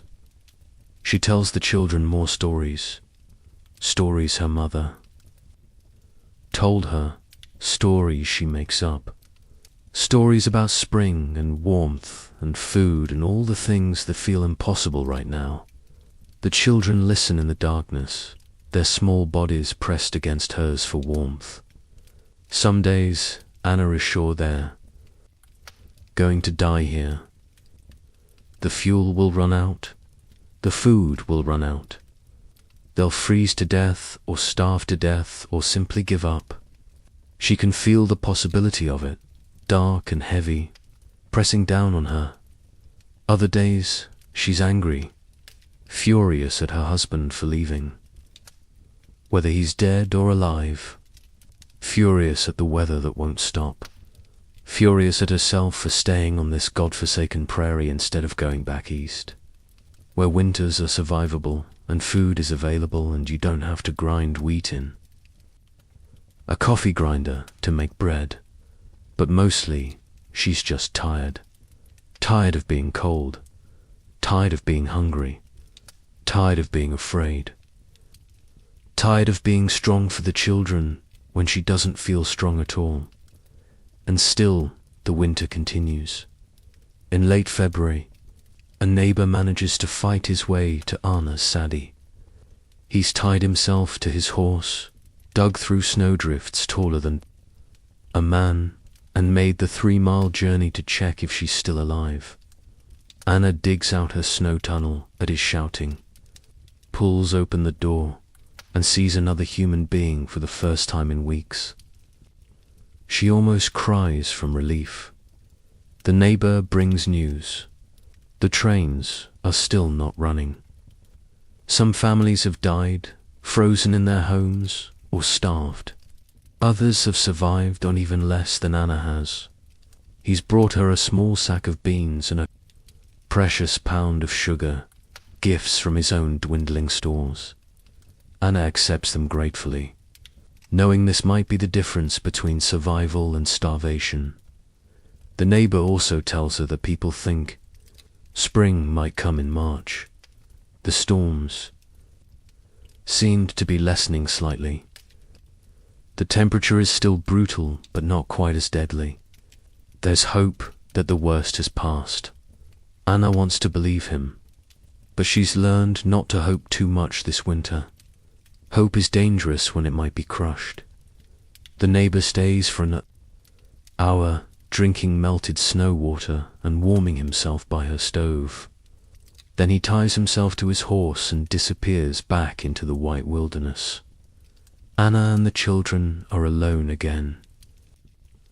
March arrives, though Anna only knows this because she's been keeping marks on the wall, scratching a line for each day that passes. The storms continue, but the neighbor was right.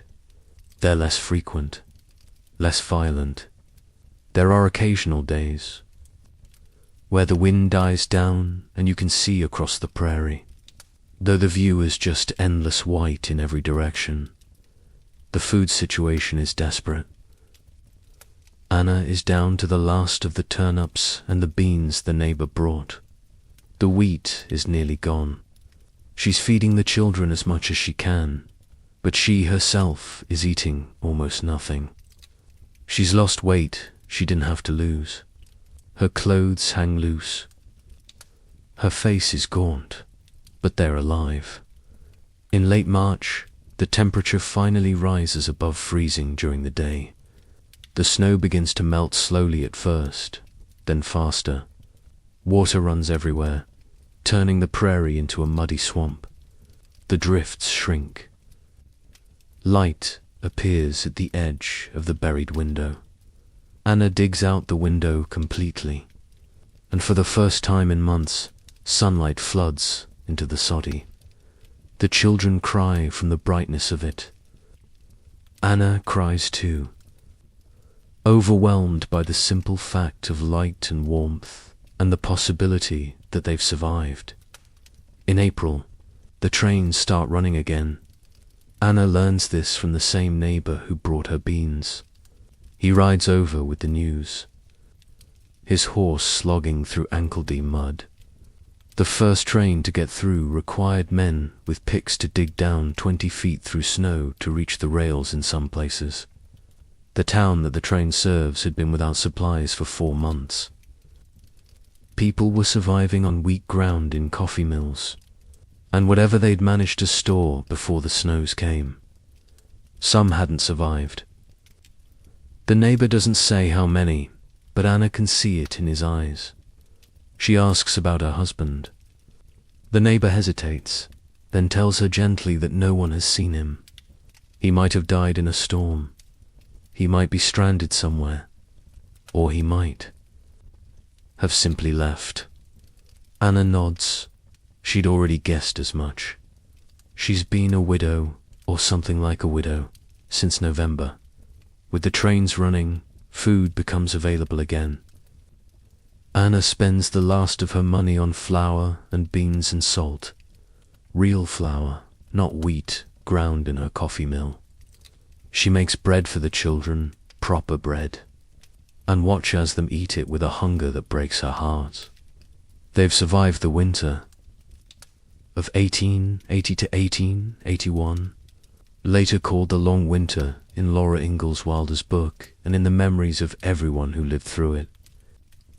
Across the Dakota Territory, across Nebraska and Kansas and Minnesota, families had endured months of cold and starvation and fear. Many didn't make it. The death toll was never properly counted, but every community lost people. Some froze, some starved. Some simply gave up, walking out into blizzards and never coming back. Anna survived. Her children survived. But they're marked by it permanently. The 8-year-old has nightmares about the cold. The 5-year-old flinches at sudden noises, traumatized by the sound of the wind. Anna herself can't look at turnips without feeling sick. She's developed a fear of winter that will stay with her for the rest of her life. But survival counts. As Victory on the Frontier. Anna files her paperwork to prove up the claim the following year. Her husband never returns. She never learns what happened to him. After the legally required waiting period, she's declared a widow and the land becomes hers alone. 160 acres of South Dakota prairie. Bought with a winter that tried to kill her and almost succeeded. Years later, when Anna is an old woman, someone will ask her about that winter. She'll describe it in simple terms: the cold, the hunger, the darkness, the fear. And then she'll say something that surprises the interviewer. She'll say she was one of the lucky ones, because she survived. And on the frontier, during the winter of 1880 to 1881, survival was all that mattered. Mary feels the first contraction while hauling water from the well. She's 9 months pregnant, maybe a little more, though she's lost track of the exact date. Time moves differently on the Wyoming prairie when you're alone. Days blur together, marked only by chores that need doing and the slow progression of seasons. The contraction isn't painful, exactly. More like a tightening, a squeezing sensation that starts low in her back and wraps around to her belly. It lasts maybe 30 seconds, then fades. Mary stands still, hands on the water buckets, waiting to see if another comes. Nothing. Just the wind and the endless grass and the weight of the buckets pulling at her shoulders. She continues walking. Back to the dugout, moving slower now, paying attention to her body in a way she hasn't had to before. The nearest neighbor is 20 miles south. The nearest doctor is 60 miles east in a town she's visited exactly twice. There's no midwife within a day's ride. No other woman close enough to call for help. Mary has known since the beginning of this pregnancy that she would birth this baby alone. She's had months to prepare, or try to prepare, though how exactly do you prepare for something like this? She sets the water buckets down inside the dugout and begins organizing. Her hands are shaking slightly, though she's not sure if it's from fear or exertion, or both. First, water. She'll need lots of it. Mary fills her largest pot and sets it on the stove to boil. Boiling water is what you do for childbirth, though. She's not entirely sure why. Something about cleanliness, about preventing infection. She's heard stories of women who died not from the birthing itself, but from fever that came after. Infection that spread through their bodies and killed them days later. Mary does not intend to die from infection, or from anything else, if she can help it while the water heats. She gathers clean rags. She'd set aside flour sacks months ago, washed them until they were soft, and stored them for exactly this purpose. Now she lays them out on the bed, creating a surface that can be changed if it becomes too soiled. She lays out a knife, her sharpest one, the blade she uses for butchering chickens. She's boiled it already, sterilizing it as best she knows how. She needed to cut the umbilical cord. The thought makes her stomach turn, but there's no one else to do it. More rags, a blanket for the baby, a basin for water, everything she can think of, laid out within reach. Then she waits. The second. Contraction comes 20 minutes later. This one has more force behind it, a definite pain that makes Mary pause mid-step. She breathes through it, counting seconds until it passes. 35 seconds this time. This is really happening. Mary changes into her oldest dress, the one that's split, already stained and worn beyond repair. No point ruining good clothes. She ties her hair back. She uses the outhouse one more time, knowing it might be hours or days before she can go again. Then she settles in to wait for labor to progress. The contractions come every 20 minutes at first, then every 15 minutes, then every 10. Mary tracks them by the position of the sun through her single window. She has no clock, no precise way to measure time. Just her body's rhythms and the slow movement of light across the dugout floor. The pain increases gradually.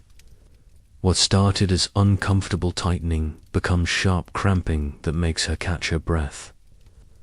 She walks around the small space, pacing, like a caged animal, trying to stay upright and moving for as long as possible. She's heard that movement helps, that lying down too early can slow the labor. By evening, the contractions are 5 minutes apart and strong enough to double her. Mary grips the edge of her table, breathing hard, feeling her body do things she has no control over. The muscles of her uterus contract with force that seems impossible, squeezing and releasing in a rhythm all their own.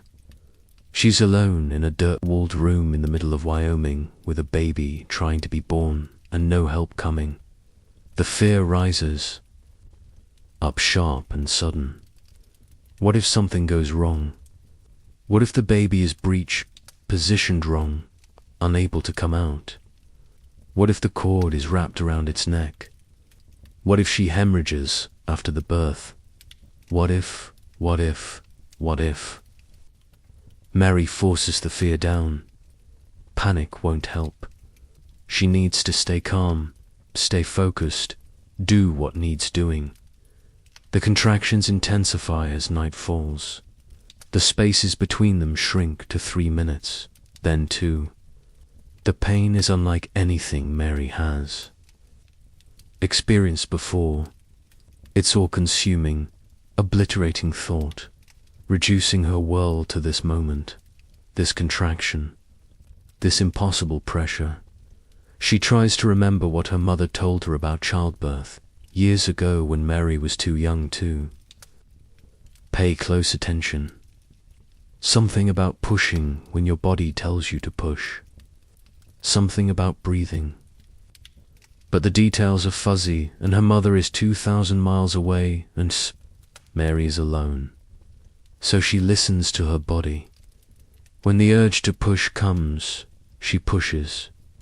She's moved to the floor now, too uncomfortable to stay upright, positioning herself on the pile of clean rags she's laid out.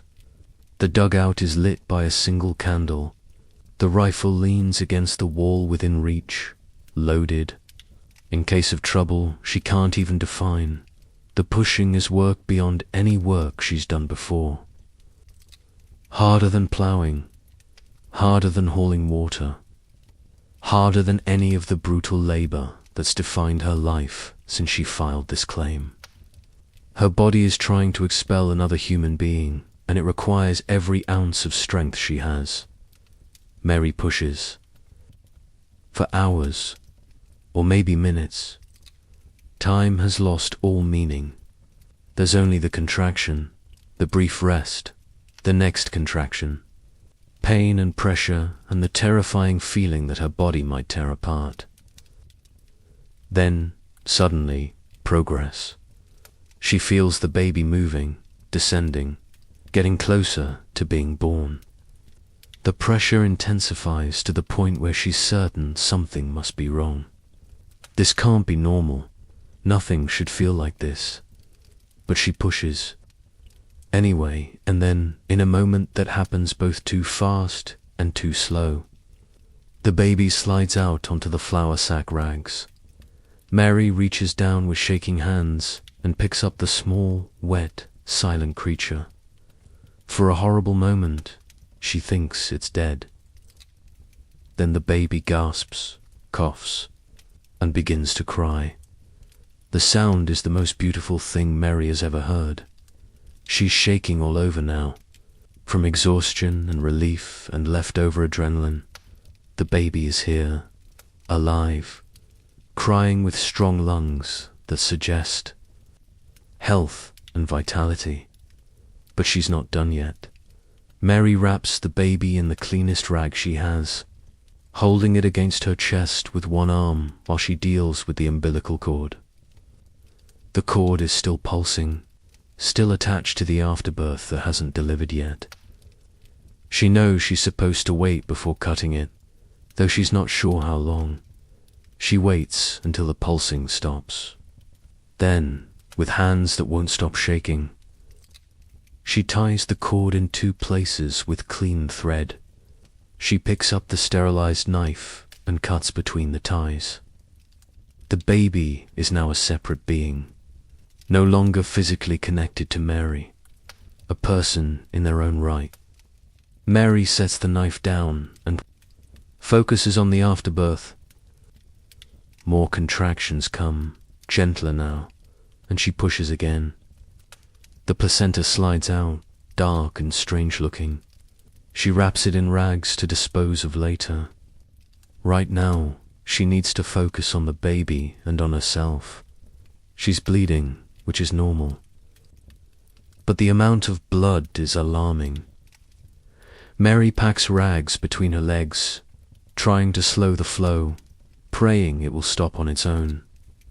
Hemorrhaging after birth is one of the leading causes of maternal death on the frontier. Women bleed out alone in their homes with no way to get help. Mary refuses to be one of them. She stays very still, holding the baby, letting her body begin to recover. The bleeding slows gradually, then stops. The immediate crisis passes. For the first time since labor began, Mary allows herself to really look at the baby. It's a girl, tiny and perfect, with a scrunched up face and hands that wave in the air, like she's conducting an invisible orchestra. Mary counts fingers and toes, checks for anything obviously wrong, finds nothing. Her daughter, born in a dugout in Wyoming with no doctor, no midwife, no other woman to help, just Mary and her determination. Not to die. The exhaustion hits all at once. Mary has been in labor for roughly 18 hours. Her body feels like it's been taken apart and poorly reassembled. Every muscle aches. She's shaken from cold and shock despite the warm night. But she can't rest yet. The baby needs to nurse. Mary has only vague ideas about how this works, but instinct and desperation guide her. She positions the baby at her breast, and after some fumbling, the infant latches on and begins to suck. The sensation is strange and uncomfortable and overwhelming. But milk is flowing, the baby is feeding, and that means survival for both of them. Mary sits on the floor of her dugout, her newborn daughter nursing.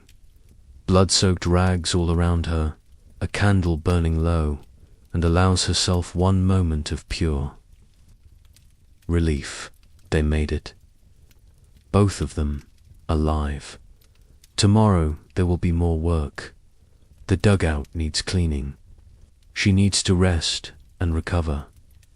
Though there's no time for proper recovery when you're alone with a newborn and a homestead to maintain. The animals still need feeding. Water still needs hauling. The basic requirements of survival don't pause for childbirth. But tonight, Mary holds her daughter and marvels at the fact that they're both breathing. Many women weren't this lucky. Maternal. Mortality rates on the frontier were devastating. Women died in childbirth regularly, from hemorrhaging that couldn't be stopped, from infections that set in days later, from complications that a doctor could have fixed but a woman laboring alone had no way to address. The babies died too. Stillbirths were common. Infants who couldn't breathe on their own, or who were born too early, or who had problems that might have been survivable with medical intervention but were. Death sentences in a dugout in the middle of nowhere. The prairie is dotted with small graves. Unmarked places where women buried babies they'd carried for 9 months and lost within hours or days of birth. Some women buried multiple babies, pregnancy after pregnancy ending in heartbreak, and sometimes they buried the mothers too. Husbands returning from trips to town to find their wives dead in childbed, the baby dead beside them or crying and hungry with no one to feed it. Children losing their mothers to childbirth and having to continue, somehow, growing up motherless on the frontier. Mary knows these stories. Every woman on the frontier knows them. That's why she prepared as well as she could, why she boiled the knife and set out clean rags and tried to create the safest environment possible within her limited means, why she stayed calm through labor, even when fear wanted to overwhelm her, because the alternative was death. For her, for the baby, or for both, and Mary chose life. Over the next days and weeks, Mary's body slowly recovers. The bleeding stops. The pain fades to a dull ache. Her milk comes in fully, and the baby thrives. But recovery isn't what it should be. Mary is up hours after giving birth, tending to animals because they can't be neglected. She's hauling water. The next day, moving slowly and painfully, but doing it because it must be done. She's back to full work within a week, her body not healed but functional enough. This is what frontier women did. They gave birth and then immediately returned to the brutal labor of survival because there was no alternative, no maternity leave, no time to rest and heal, no help with the endless chores, just a baby to feed and a homestead to maintain and a body that had to keep working whether it was ready or not. Some women's bodies never fully recovered, prolapsed uteruses, permanent damage from tears that didn't heal properly, chronic pain, incontinence, the effects of giving birth without proper medical care in unsanitary conditions with immediate return to hard physical labor. But they survived, and their babies survived, and in the harsh arithmetic of the frontier that counted as success. Mary names her daughter Elizabeth. She holds her and nurses her and somehow manages to keep both of them alive through the weeks that follow. The baby grows. Mary heals, more or less, and life on the Wyoming prairie continues. Years later, when Elizabeth is grown, Mary will tell her the story of her birth, how she came into the world in a dugout with only her mother present, how Mary cut the cord with a kitchen knife and wrapped her in flour sacks and nursed her by candlelight. Elizabeth will be shocked. She asks how her mother wasn't terrified, and Mary will say, honestly, that she was terrified, every moment of it. But being terrified and being alone and having no choice meant you did it anyway. That's what the forgotten women of the frontier understood. That's what they lived every day. You did what needed doing, even when it was impossible, especially when it was impossible. The rider appears on the horizon just before sunset, a dark shape moving across the Kansas prairie toward Elizabeth's claim.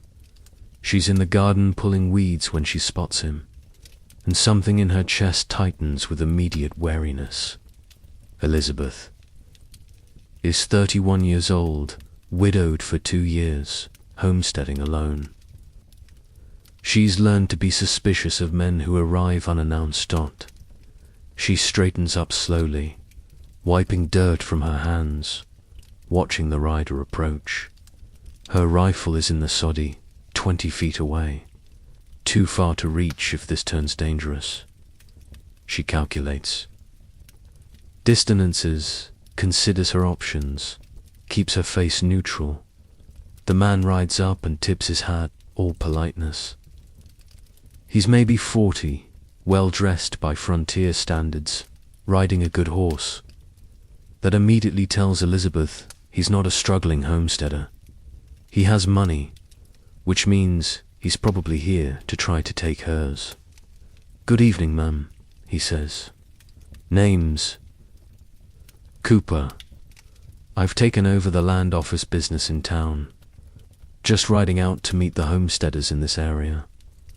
Elizabeth nods but doesn't speak. She's learned that silence makes men uncomfortable, forces them to fill the space with their actual intentions. Cooper shifts in his saddle. "I couldn't help but notice you're out here alone. Your husband around?" "Dead," Elizabeth says flatly. 2 years now." Cooper makes sympathetic noises, but his eyes are calculating. "Must be hard, managing a place like this on your own. A lot of work." "For one person, I manage," Elizabeth says. There's a pause. Cooper looks around at her property. She knows what he's seeing. 20 acres broken and planted.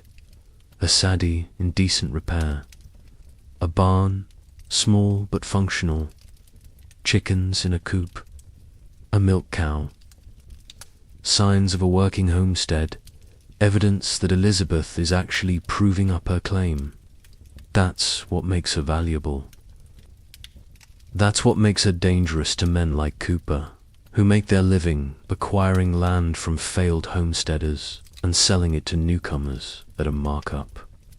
"Thing is," Cooper says, leaning forward in his saddle like he's sharing a secret, "this land. Business is complicated.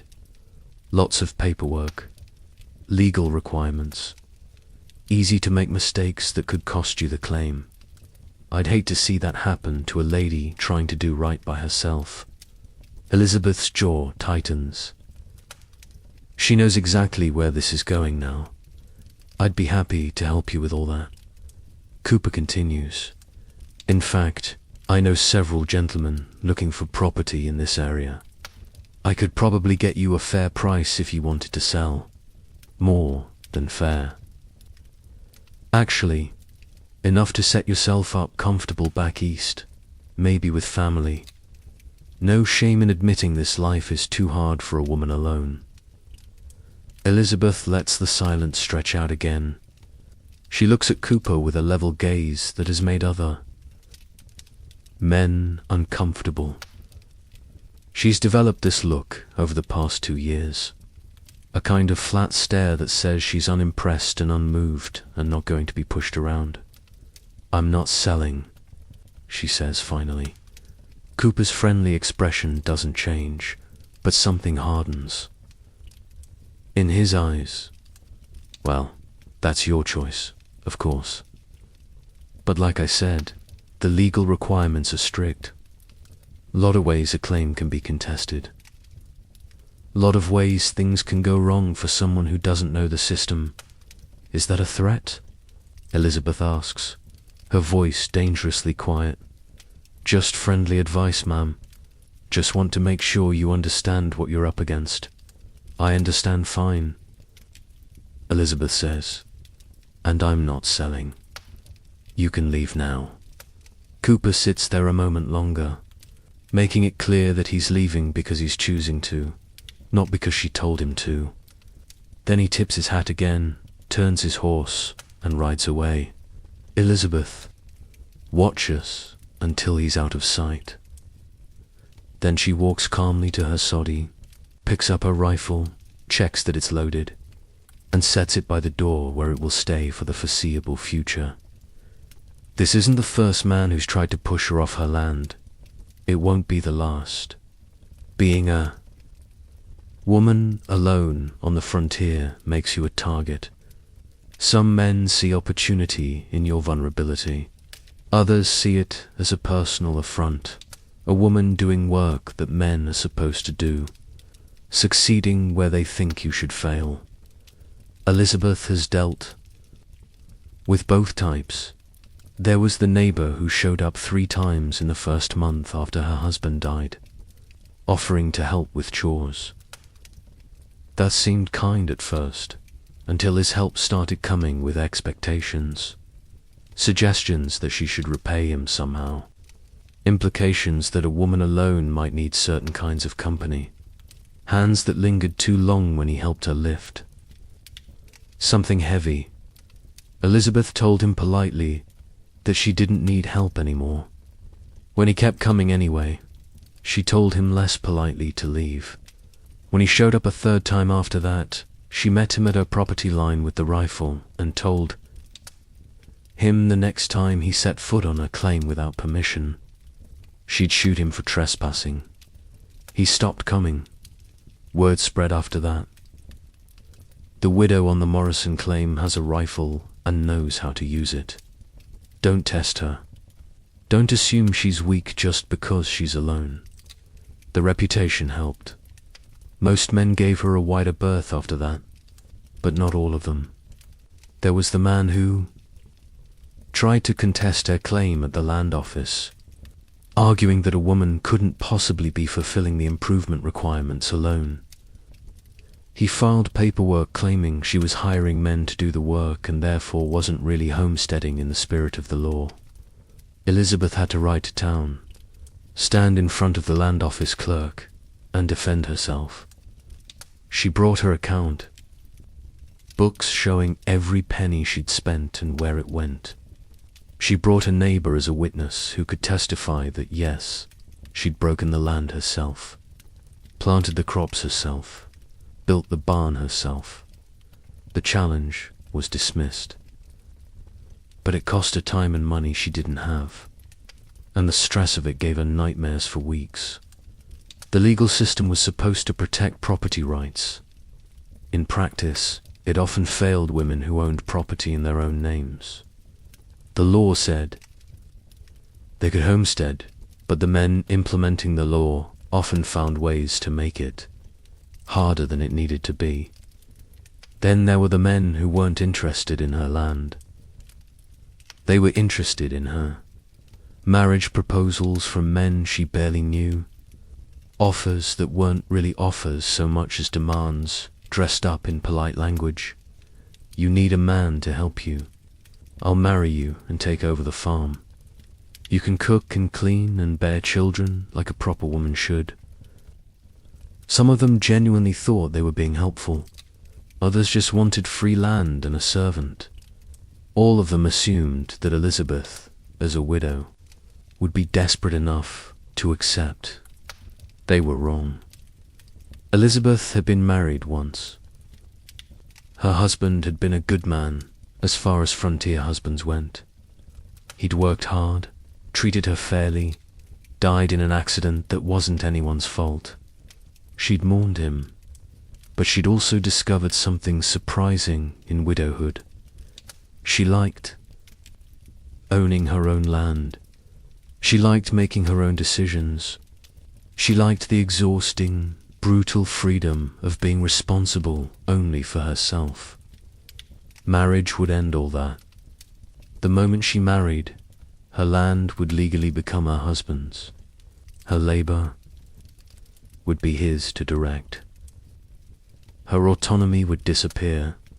So Elizabeth turned down every proposal, politely at first, then more firmly as men persisted. This led to another kind of danger. Rejected men who decided she needed to be taught a lesson, who spread rumors about her in town, whispered that she must be immoral, or strange, or too proud for her own good. Suggested that no decent woman would choose to live alone when she could have a husband. The social pressure was real and constant. Women in town who'd been friendly grew distant, not wanting to be associated with someone who defied convention. So openly, the minister mentioned in a sermon the biblical order of things, how women should be subject to men. Looking directly at Elizabeth in the pews, she stopped going to church after that. The isolation increased. Elizabeth was already physically alone on her claim. Now she became socially alone too, cut off from the networks of support that made frontier life survivable. But she had allies, sometimes in unexpected places. Other women homesteading alone understood what she was dealing with. They shared information about which men to avoid, which land agents were honest, which legal tricks were being used to steal claims. They warned each other when trouble was coming. Elizabeth met with 3 other women homesteaders once a month, a rotating gathering at each woman's claim. They'd share food, trade skills, discuss problems. The gatherings were part support group, part strategy session, part resistance to the pressure they all faced. One woman, Agnes, had successfully fought off a land contest by documenting every improvement she'd made in meticulous detail. She taught the others to keep the same kind of records. Another, Ruth, had dealt with harassment by building relationships with the few sympathetic men in town, including the sheriff and a lawyer. When trouble came, she had male allies who would vouch for her. Elizabeth learned from all of them. She kept detailed records. She cultivated a few strategic friendships. She built a reputation as someone competent and determined, not to be trifled with, and she kept the rifle by the door. Night was when the fear was worst. Alone in the soddy after dark, hearing every sound magnified. Was that the wind or footsteps? Was that a coyote or someone approaching? Should she light a candle to see or stay in darkness for safety? Elizabeth developed routines to manage the fear. She'd check the rifle before bed, make sure the door was barred, set her boots within. Easy reach in case she needed to run. Then she'd lie in bed listening to the prairie sounds, sorting them into categories of danger and safety. She slept lightly, ready to wake at unusual noises. She dreamed about intruders often, nightmares where men broke through her door and she couldn't reach the rifle in time. But the actual attacks were rare. Most of the danger was subtler. The constant low-level harassment, the legal challenges, the social pressure, the assumption that she'd fail, and the men who were waiting to profit from that. Failure. Elizabeth endured it all through a combination of stubbornness, strategic thinking, and sheer determination not to give them the satisfaction of seeing her quit. 2 years after her husband's death, she proved up her claim, received the deed with her name on it. Elizabeth Morrison, not Elizabeth Morrison's husband or Elizabeth Morrison's father, just Elizabeth, that the land was legally hers. This didn't stop the harassment entirely. Men still showed up occasionally with offers to buy. The social stigma of being an unmarried woman landowner didn't disappear, but the legal foundation was solid now. The land was hers. They couldn't take that away without her consent. Elizabeth had fought for this, endured threats and pressure and isolation and fear, held a rifle on men who thought they could intimidate her, defended herself in legal proceedings, maintained her independence when everyone around her said she should give it up. She'd won easily, not without cost.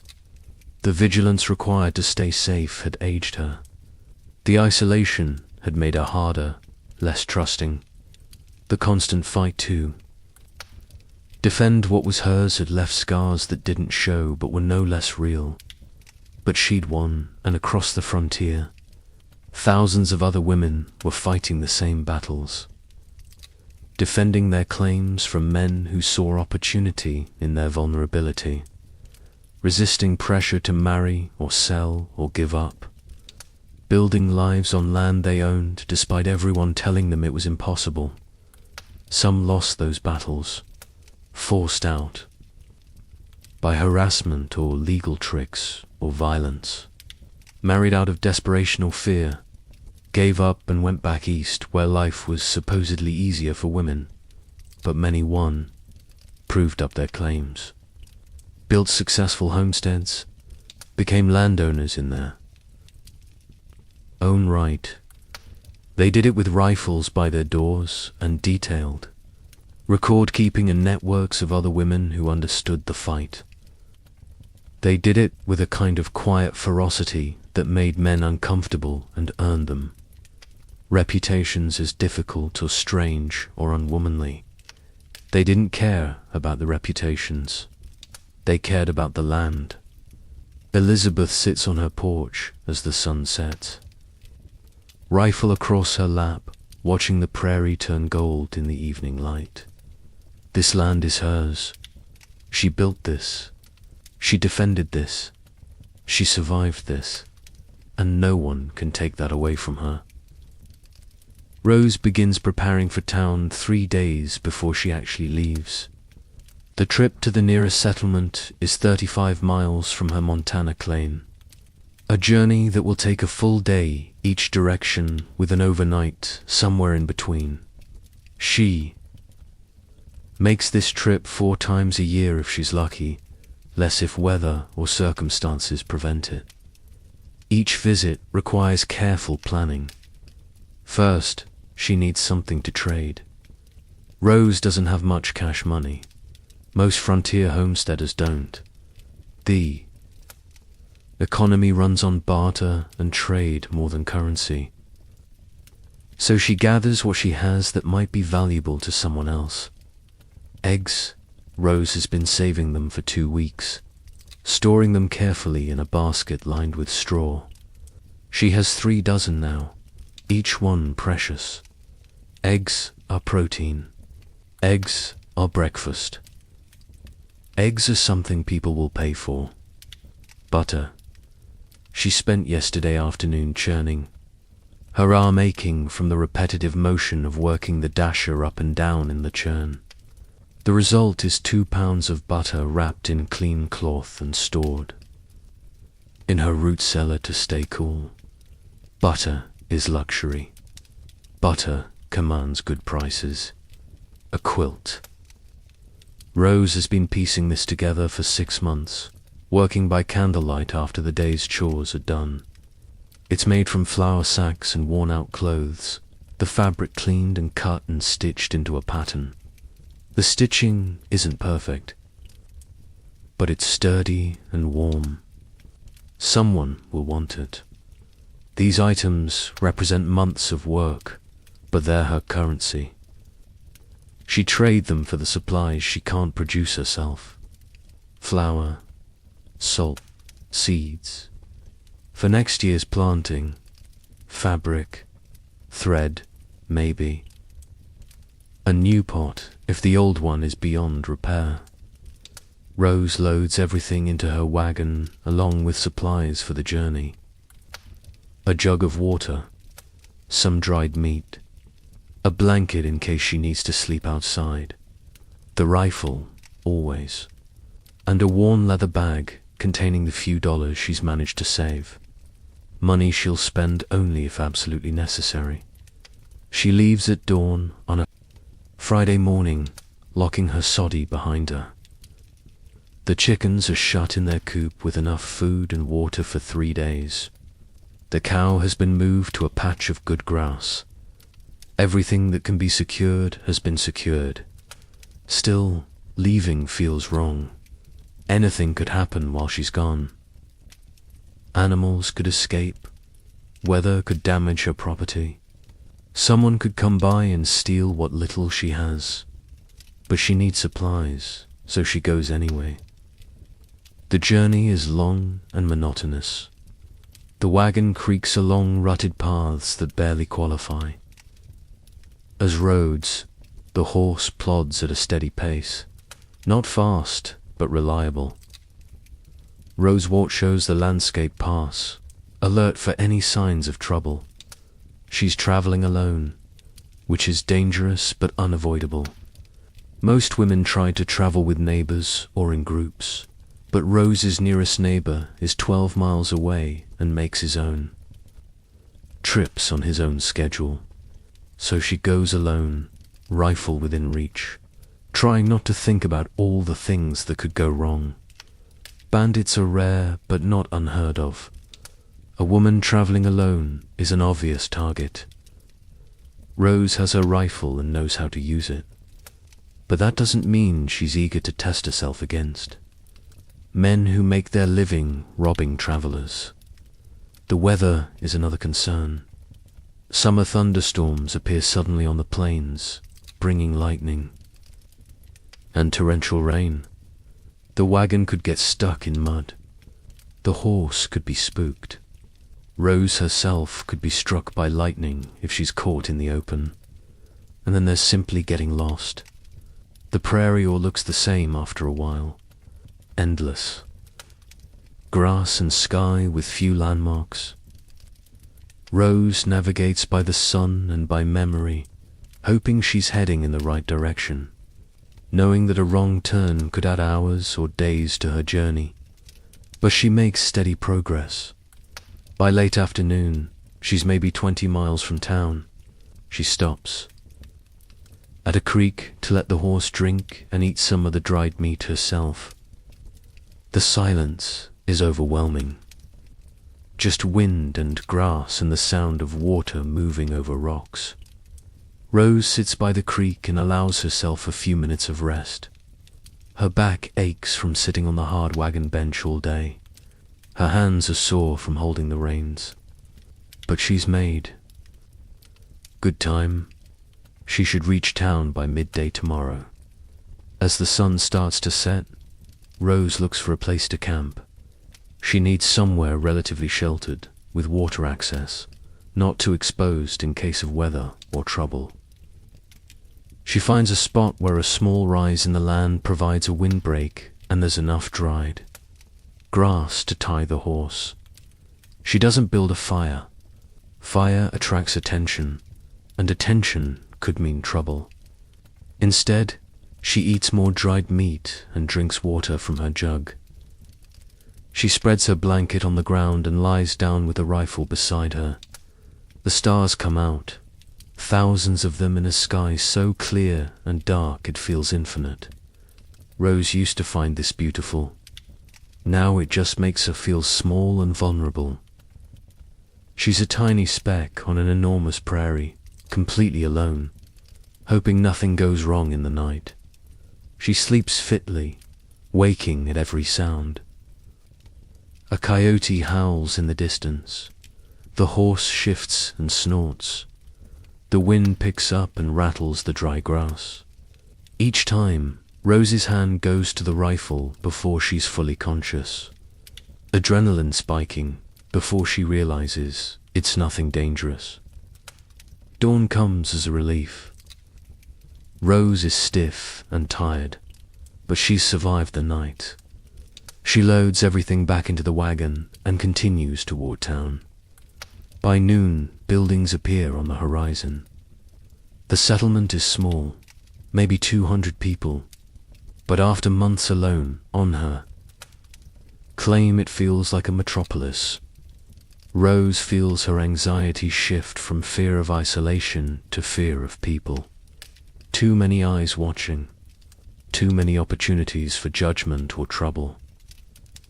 She drives the wagon down what passes for a main street.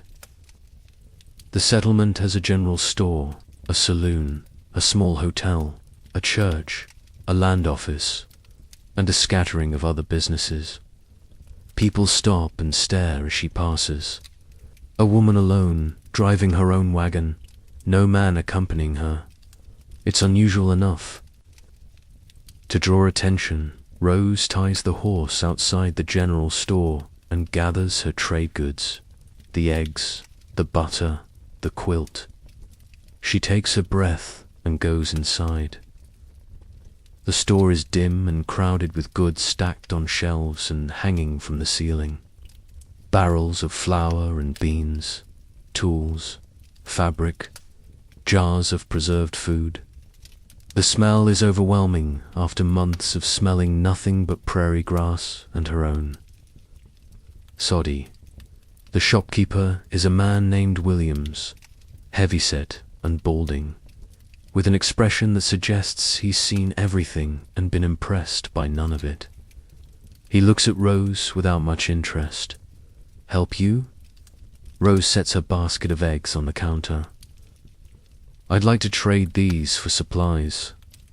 Williams picks up an egg, holds it to the light, checking for cracks or rot.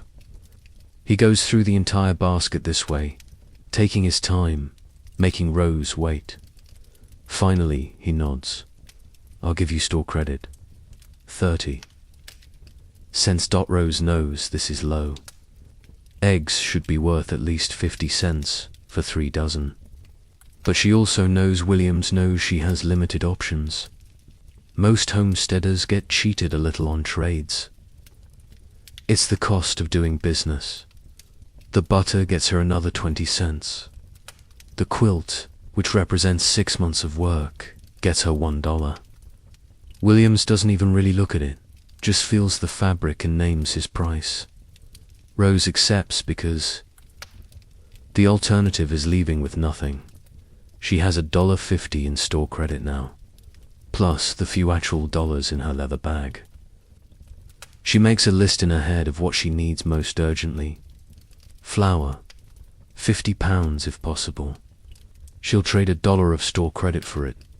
Salt, essential for preserving food. 20-cent seeds.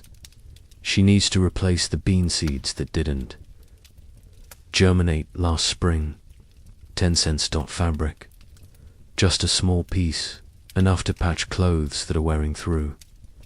15 cents. Thread, 5 cents. That's $1.50 exactly. Everything she has.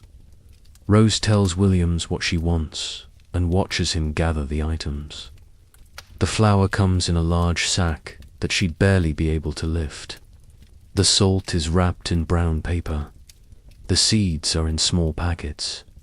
The fabric is rough. Cotton, the cheapest kind. The thread is adequate. Williams tallies everything up, confirms it matches her store credit, and helps her load it into the wagon. The whole transaction has taken maybe 20 minutes. 6 months of saving and preparing for 20 minutes of trading. Rose has one more stop. She needs to visit the land office to check on her claim status, make sure no one's tried to contest. It confirms she's still in good standing. This is something she does every trip, paranoid about losing her land to legal technicalities. The land office clerk is different from the last time she visited. A younger man, unfamiliar, who looks at it. Her with poorly concealed skepticism when she gives her name and claim number. He checks his records slowly, making her wait. Finally, he looks up. You're current. No issues on file. Rose nods, relieved. Has anyone filed any contests or claims against that parcel? The clerk checks again. No, ma'am. She thanks him and leaves, glad to be done with it, but aware that she be anxious about this until her next visit. Her last stop is purely practical. She needs to use an actual outhouse instead of the improvised facilities on her claim. The hotel has one available for public use, and Rose takes advantage of it. Such a small thing, a proper outhouse, but it feels like luxury. Then she's ready to leave. The town has nothing else for her. No friends to visit, no social calls to make. She's been here maybe 3 hours total. Rose climbs back onto the wagon and starts the long journey home. She passes a group of women standing outside. The church, talking. They stop their conversation to watch her go by. Rose can feel their judgment, see it in their faces. A woman alone, traveling alone, homesteading alone. Unnatural, improper. Rose doesn't care what they think. She has her supplies. She has confirmation her claim is secure. That's all that matters. The journey back is the same as the journey there. Long hours on the wagon bench, watching for trouble, camping overnight in the open. Rose makes it home by late afternoon the next day, exhausted and sore but successful. She unloads the supplies carefully, storing everything in its proper place. The flour goes in the barrel. The salt gets wrapped and put in the driest corner of the saddie. The seeds are stored for next spring. The fabric is folded and set aside for future mending. Then Rose checks her property. The chickens are fine. The cow is fine. Nothing has been damaged or stolen. She's back, and everything is as she left it. That night, eating a simple dinner in her soddy, Rose thinks about the trip, about the shopkeeper who cheated her on the trades, about the land office clerk's skepticism, about the women outside the church with their judging eyes. She thinks about how she'll have to do this again in 3 months, and again 3 months after that, over and over, for as long as she homesteads this land. The isolation of frontier. Life isn't just physical distance. It's also the social distance created when you don't fit the expected roles. When you're a woman doing things women aren't supposed to do. But Rose has her supplies now. 50 pounds of flour to last 3 months. Salt for preserving. Seeds for spring. The basic necessities that keep her alive and independent. That's worth a little. Cheating from shopkeepers and judgment from strangers. Rose finishes her dinner, banks the fire, and goes to bed. Tomorrow, she'll return to the regular routine. Hauling, water, tending animals, maintaining the claim. But tonight, she has flour and salt and the satisfaction of knowing she can survive another 3 months before she has to make this journey again. Josephine walks the 3 miles from her claim to the Henderson farm every Monday morning at dawn. She's 24 years old, single, and homesteading 160 acres in North Dakota while simultaneously working as a schoolteacher to survive.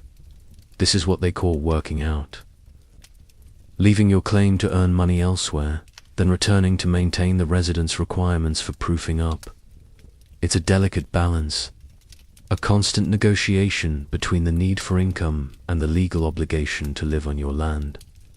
The Homestead Act requires 5 years of residence on your claim, but the definition of residence is deliberately vague. You need to live there, improve the land, make it your primary dwelling, but you don't have to be there every single day. The law allows for absences as long as you maintain the property as your home. Josephine exploits this ambiguity expertly.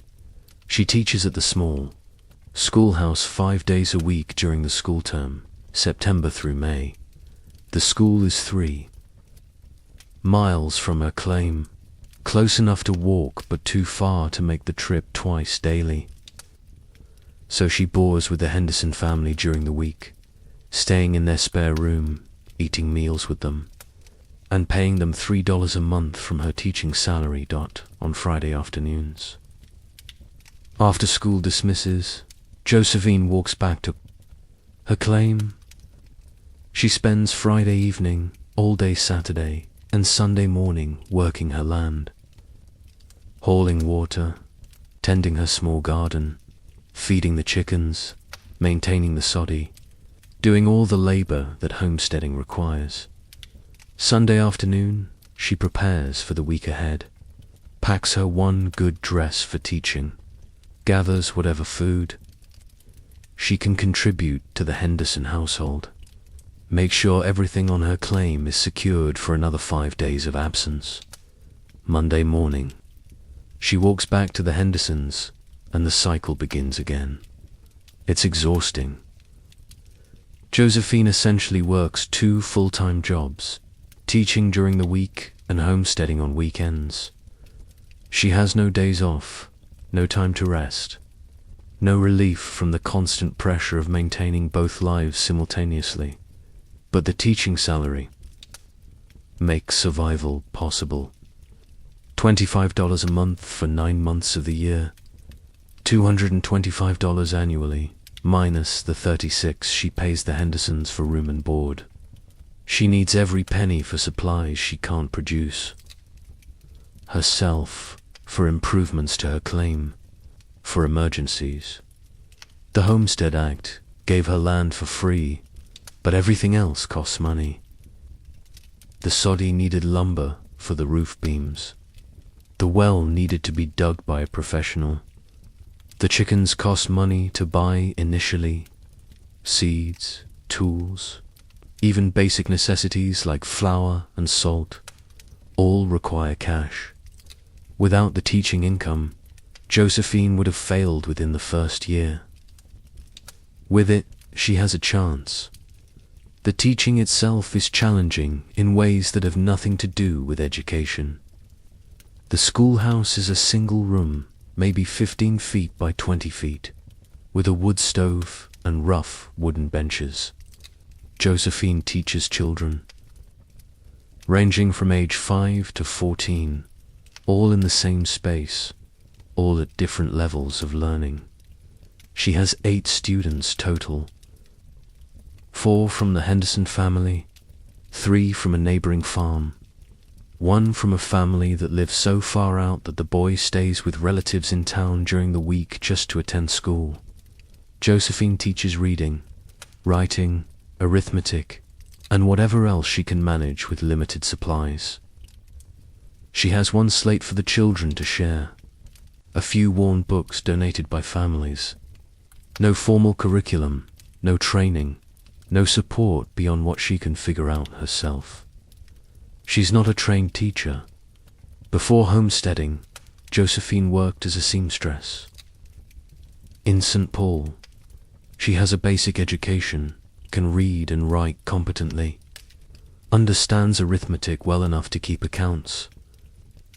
That makes her qualified by frontier standards, where anyone with slightly more education than the children can be put in charge of a classroom. The children are generally well-behaved, motivated by the knowledge that education is precious and not to be wasted. Their parents expect them to learn, and they do. Josephine drills them in letters and numbers, assigns reading and writing practice, corrects their work with the patience she doesn't always feel. Some days the work is satisfying. A child masters a difficult concept. An older student reads a full page without mistakes. These are small victories that make the effort feel worthwhile. Other days are brutal. The stove doesn't heat the room adequately, and everyone shivers through. Lessons. A child shows up sick and gets the others sick. Josephine herself gets sick, but has to teach anyway because there's no substitute teacher. No one to take over if she's not there. And always, in the back of her mind, is the awareness that her claim sits empty most of the week, that she's not there to tend it properly, that someone could challenge her resident status if they wanted to make trouble. This is the gamble every working-out homesteader makes. The law says you need to reside on your claim, but it doesn't specify exactly how much. Josephine is betting that her Friday through Sunday presence consistently maintained for 5 years, will be enough to satisfy the requirements. Other women make different arrangements. Margaret, another single woman homesteader Josephine knows from occasional encounters, in town, works as a nurse. Not a trained nurse with formal medical education, which doesn't really exist on the frontier, but a practical nurse who's learned through experience. Margaret tends to sick neighbors, assists with difficult childbirths, sets broken bones, treats fevers and infections with whatever remedies she knows. She's paid in trade goods usually, sometimes in small amounts of cash. A chicken for helping deliver a baby, a sack of flour for nursing someone through pneumonia. The work is unpredictable and often grueling. Margaret might be called away from her claim at any hour, day or night. A woman in labor 3 miles away needs help. A child has been injured and the nearest doctor is 2 days' ride away.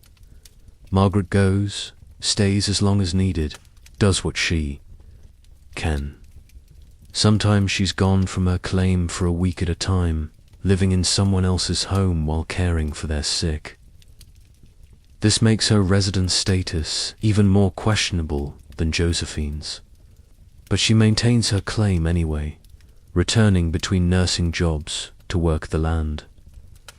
Then there's Alice, who makes her money as a seamstress. She takes in sewing from other homesteaders, mending clothes and making new garments from whatever fabric people can afford.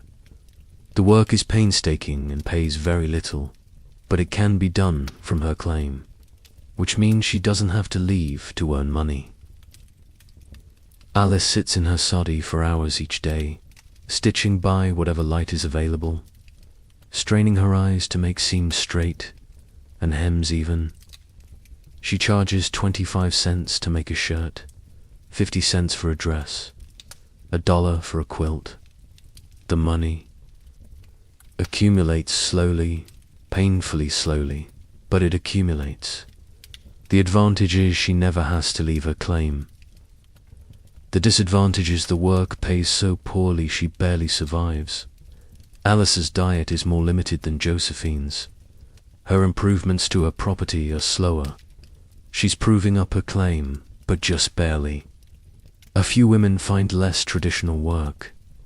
Lucy, one of the more remarkable women Josephine has encountered, works as a journalist. She writes articles about frontier life and sends them to newspapers back east. The papers pay her $5 or $10 per article, sometimes more if the piece is particularly compelling. Lucy has a gift for observation and a sharp writing style that Eastern readers apparently enjoy. She describes the hardships of homesteading, the challenges women face, the strange beauty of the prairie. Her articles are popular enough that she makes a decent living. Better than teaching or nursing or sewing. The work requires education and skill that most frontier women don't have. Lucy came from a wealthy family back east, attended good schools, learned to write well before heading west. Her education is her survival tool, just as Josephine's basic literacy is hers. Another woman, whose name Josephine never learned, works. As a photographer, she has a camera and the chemicals needed to develop photographs, equipment that must have cost a fortune to acquire and transport to the frontier.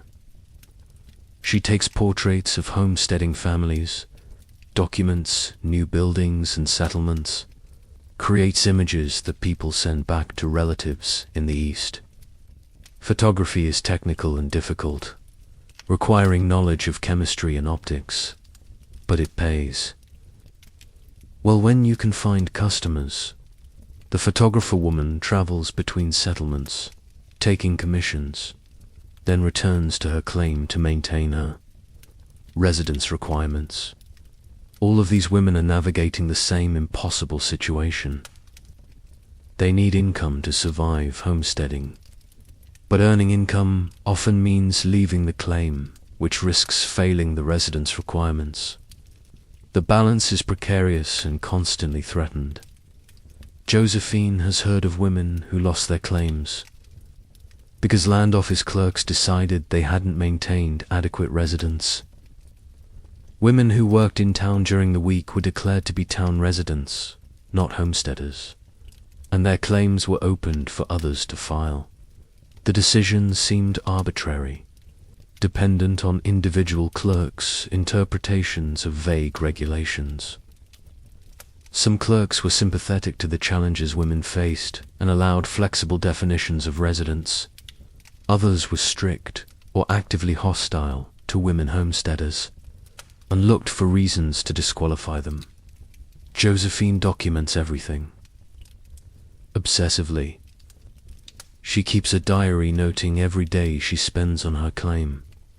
She saves receipts for every improvement she makes. She has neighbors willing to testify that yes, she maintains her homestead. Yes, she's there regularly. Yes, she's fulfilling the requirements.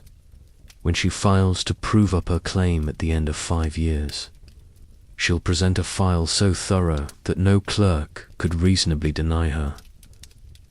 That's the plan, anyway. In the meantime, she teaches and homesteads and survives on very little sleep. Friday afternoon arrives, and Josephine walks her 3 miles home. The familiar landscape greets her, her soddie still standing, her chickens still alive in their coop. The garden, overgrown with weeds after 5 days of neglect, but still producing. She changes from her teaching dress into work clothes and begins the weekend sprint of homesteading labor. Weed the garden, haul water, feed and water the chickens. Check the soddy for any damage or needed repairs. Do all the work that can't be done during the week. Saturday is a full day of brutal labor. Josephine works from dawn until dark, trying to compress a week's worth of maintenance into 1 day. Her body aches constantly. Her hands, which spend weekdays holding chalk and books, now hold hose and buckets and shovels. She's reshaping her body through this double life. Stronger than a typical schoolteacher, more educated than a typical homesteader. Neither one thing nor the other. Something new entirely. Sunday morning she continues working.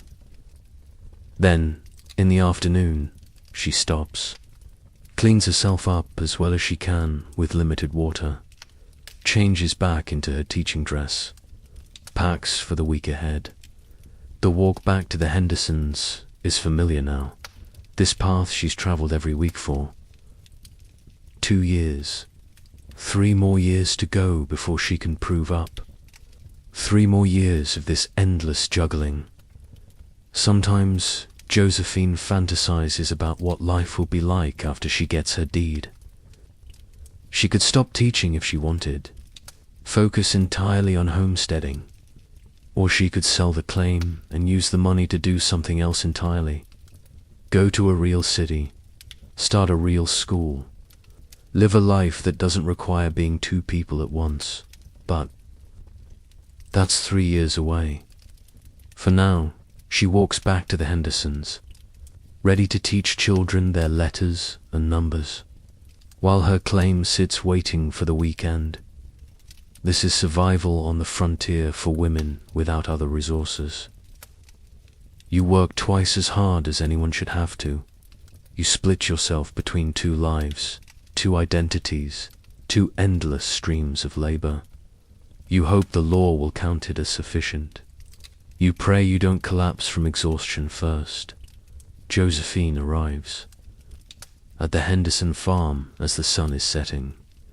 Mrs. Henderson greets her kindly, as always. Dinner is ready. The spare room is waiting. Tomorrow, Josephine will stand in front of 8 children and teach them to read. And next Friday, she'll walk home and tender claim. And she'll do it again, and again, and again, until 5 years have passed and the land is finally, legally, permanently hers. The 4 women arrive at Clara's claim on a Saturday afternoon in late summer, 1890. They come from different directions, each traveling between 3 and 8 miles to reach this gathering. They've been meeting like this once a month for 2 years now, rotating between their claims, creating community in the isolation of the Nebraska. Prairie. Clara sees them coming from a distance and feels something loosen in her chest. Relief. Connection. The knowledge that for a few hours she won't be alone. The first to arrive is Martha, riding a horse and leading a pack mule loaded with supplies. Martha is in her 40s, a widow with 3 grown children who've moved away. She's been homesteading alone for 6 years and has the weathered look of someone who survived more than anyone should have to. Right behind her is Sarah, younger at 28, single, homesteading by choice rather than circumstance. Sarah rides in a small wagon pulled by an ox. The wagon bed containing jars of preserved vegetables she's brought to trade.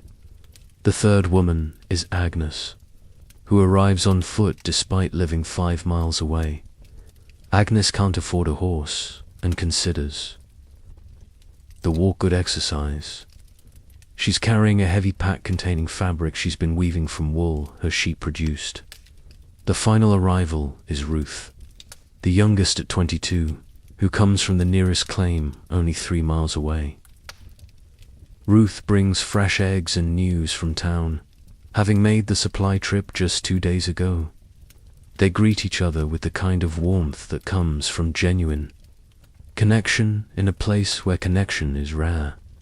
Hugs and smiles and the simple pleasure of seeing other women who understand the life they're living.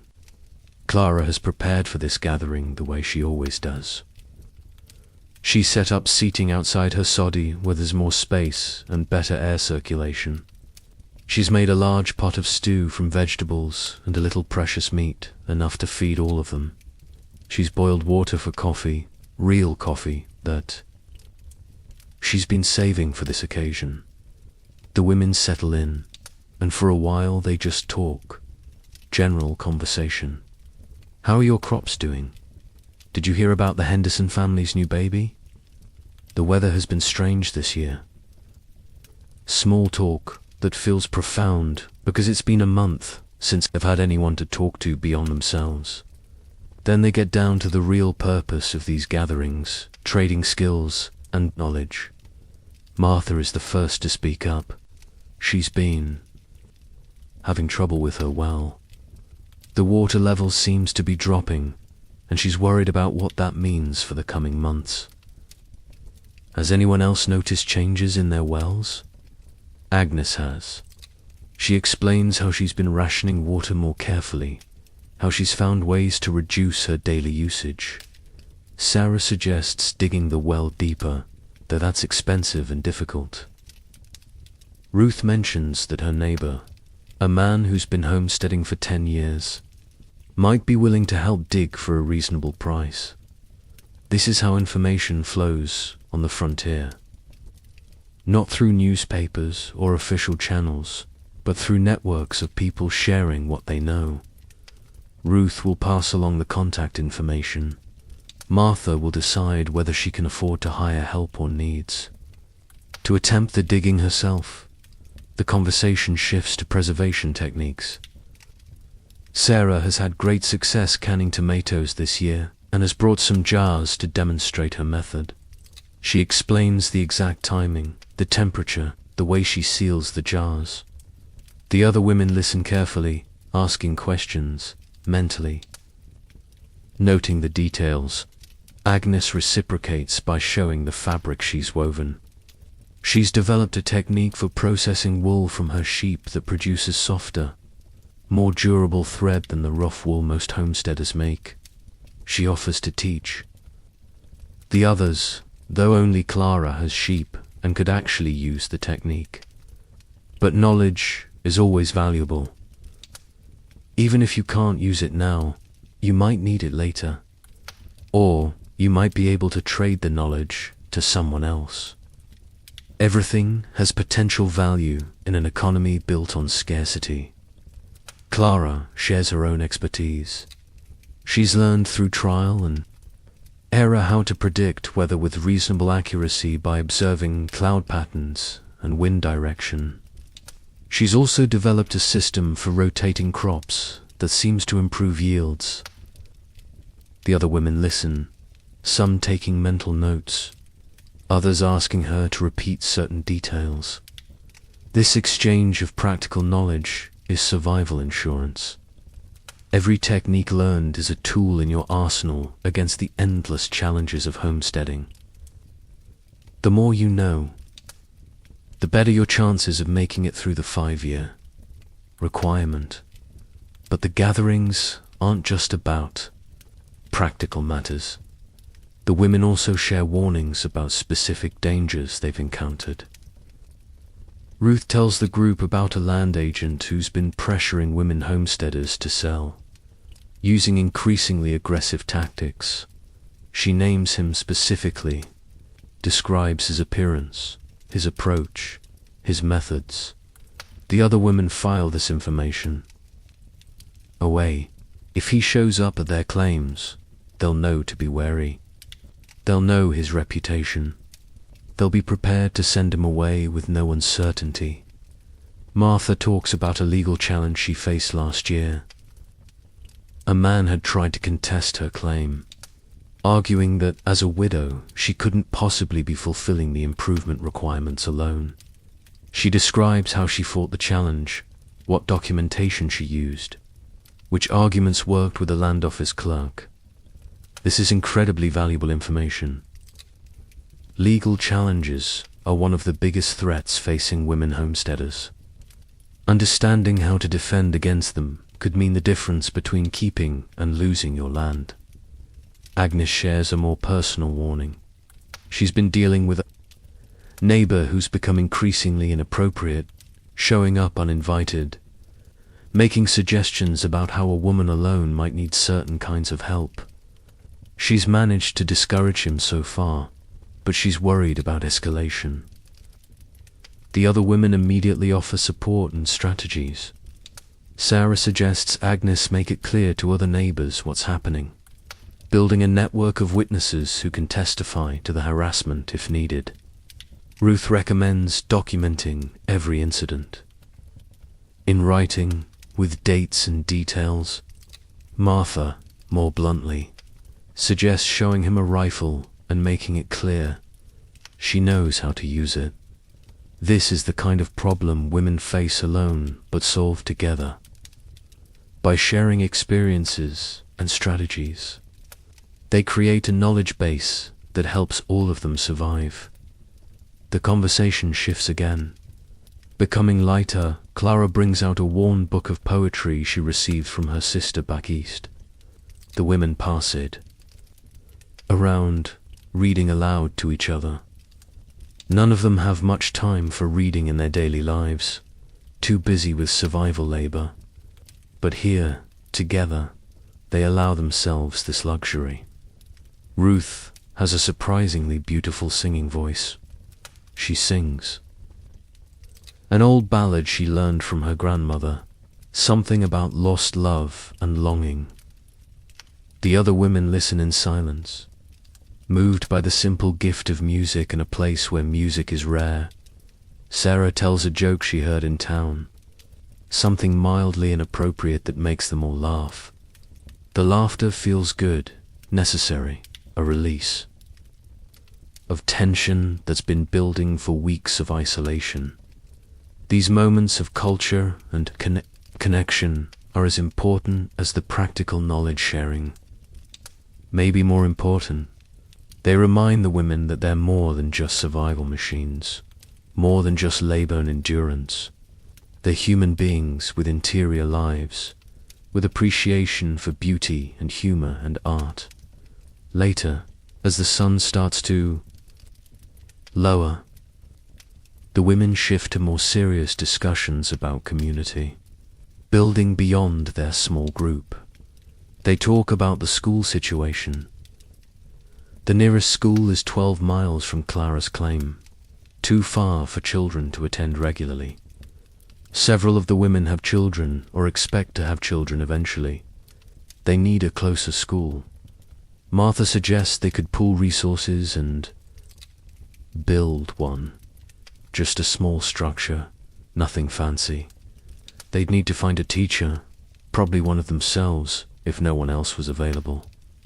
They'd need to get other families in the area to contribute labor and materials. It's an enormous undertaking, but it's also how communities get built on the frontier. Someone identifies a need, a group of people commit to addressing it. They combine their limited resources and make something happen that no individual could accomplish. Alone, the women discuss logistics. Where would they build it? Who would contribute what? How would they convince the men in the area to support the project when men often don't see education as a priority? Especially for daughters. No decisions are made today, but the conversation plants seeds that will eventually grow into action. Agnes brings up the church situation.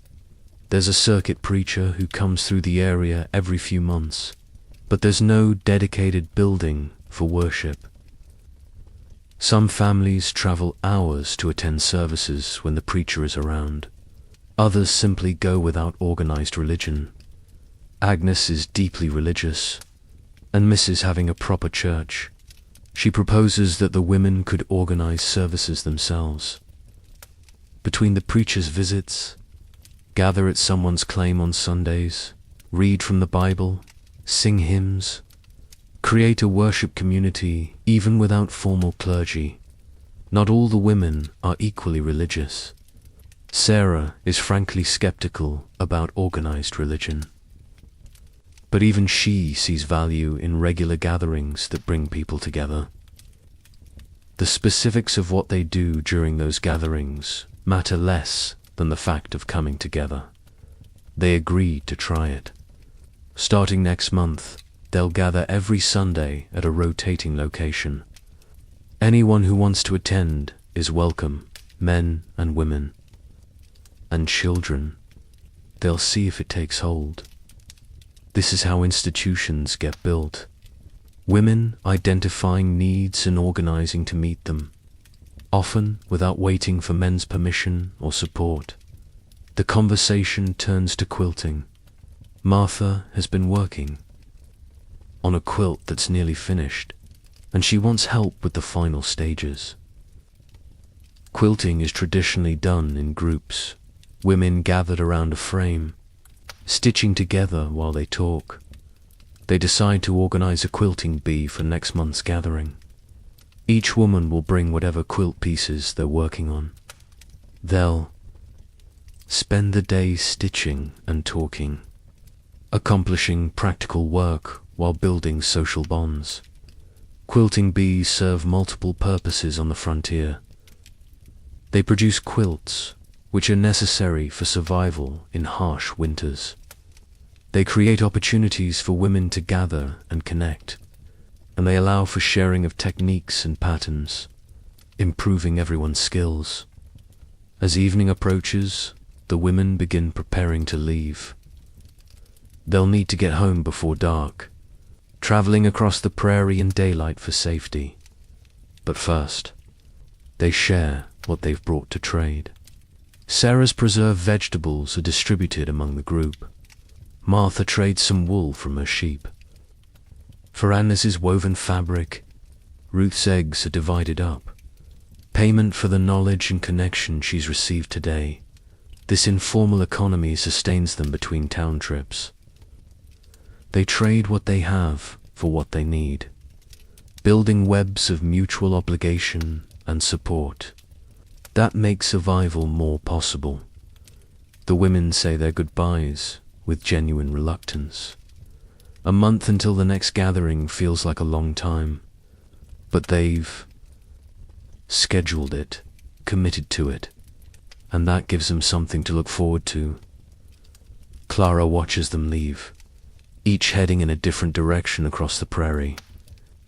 Within 20 minutes, she's alone again. The silence settles back over her claim like a weight, but something has shifted. She's not quite as isolated as she was before. The knowledge that these other women exist, that they face similar challenges, that they can help each other, makes the loneliness more bearable over the next months and years. This small group of women will accomplish remarkable things. They'll successfully lobby for a school to be built, contributing their own labor too. The construction and taking turns teaching when no other teacher can be found. They'll establish regular Sunday services that grow into an actual church community, eventually building a small chapel that serves the area for decades. They'll organize quilting bees that produce dozens of quilts, some kept for their own families, others sold or traded to support community projects. They'll create a network of mutual support that helps women survive difficult childbirths, illness, crop failures, and all the other crises that threaten frontier life. And perhaps most importantly, they'll prove that women can build community and institutions without waiting for men to take the lead. They identify needs and address them. They organize and execute. They create the social infrastructure that turns scattered homesteads into functioning communities. This pattern repeats across the frontier. Groups of women gathering, sharing knowledge, building institutions, creating community in isolation. They're not always successful. Some groups dissolve due to distance or conflict. Some women move away or die or give up their claims. The work is hard and the results are often modest. But where women organize and support each other, survival rates improve. Claims get proved up at higher rates. Children get educated. The sick get cared for. The isolated get connected. The Crisman sisters in Nebraska exemplify this approach.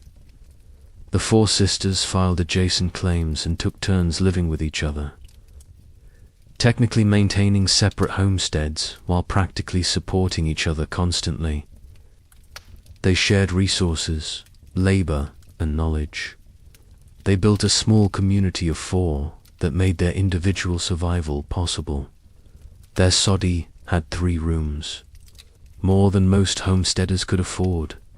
But with 4 women's labor and resources combined, they could build larger and better.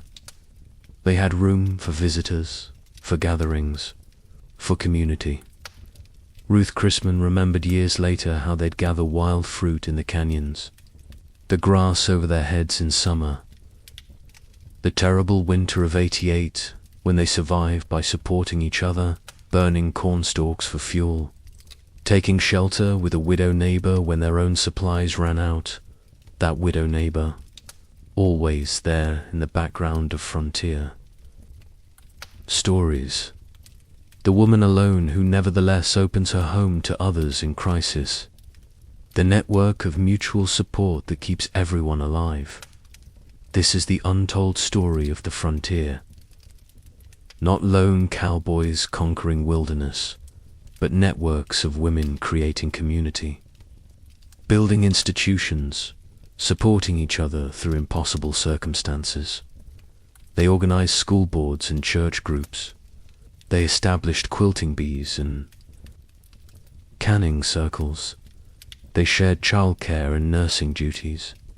They traded skills and goods and labor.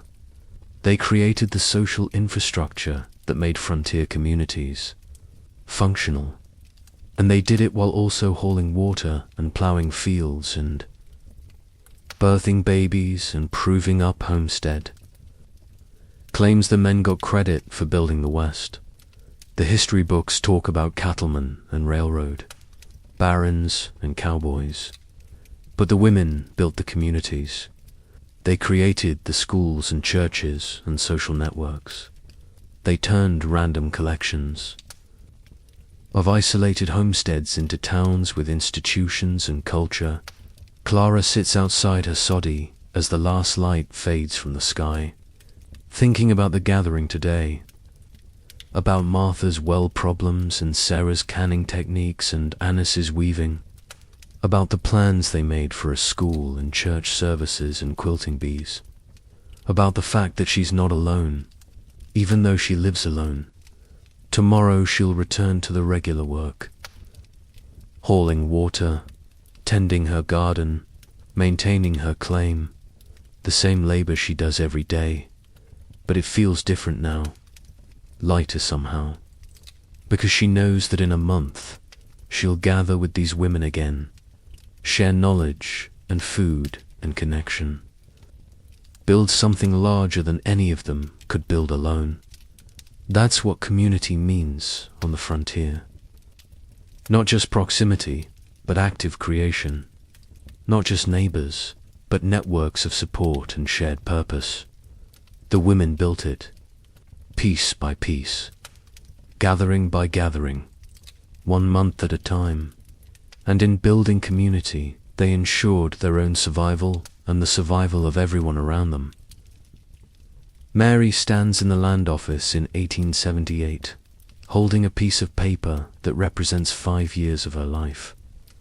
The deed to 160 acres of Nebraska prairie.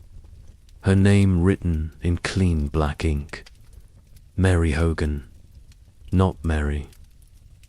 Hogan's husband, not Mary Hogan's father, just Mary. She's the first woman to successfully homestead in this county. The land office clerk had been skeptical when she filed her initial claim 5 years ago. A single woman, never married, filing on government land. He'd processed the paperwork with obvious doubt, probably expecting her to fail within months. But Mary didn't fail. She built a dugout that first summer, carving it into a hillside with her own hands. She broke Prairie with a borrowed plow.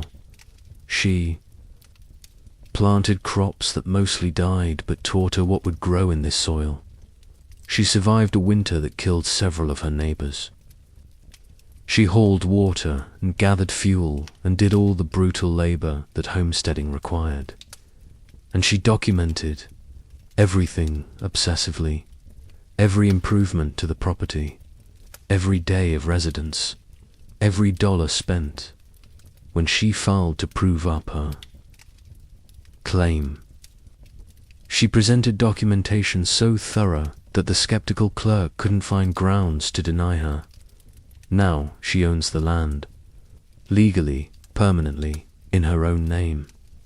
Mary walks out of the land office and stands in the dusty street, looking at the deed in her hands. She's 36 years old. She's never been married and probably never will be at this point. By the standards of her Eastern relatives, she's a failure, a spinster, a woman who couldn't attract a husband. But Mary owns 160 acres. She has a house, not just a dugout anymore, but a proper frame house, 16 feet by 20 feet that she built 2 years ago. She has fruit trees that are starting to produce, grapevines, a well, a chicken coop, a corn crib, a corral, livestock, 35 cultivated acres, the land office records, which will survive into the next century when historians finally start looking for women's stories, show that Mary's improvements are valued higher than most men's claims. In the same area, she worked harder, built better, succeeded more completely. Mary never remarries after receiving her deed. She lives on that land for another 30 years, eventually becoming one of the wealthier landowners in the county. She accumulates more acreage, buying adjacent claims from homesteaders who fail. She becomes known as a shrewd businesswoman, someone you don't try to cheat because she knows the value of everything. She dies at 68, still on her land, and leaves it to a niece who'd shown interest in farming. Mary's story is success. But not every story ends this way. 3 claims over. A woman named Sarah tried to homestead at the same time as Mary.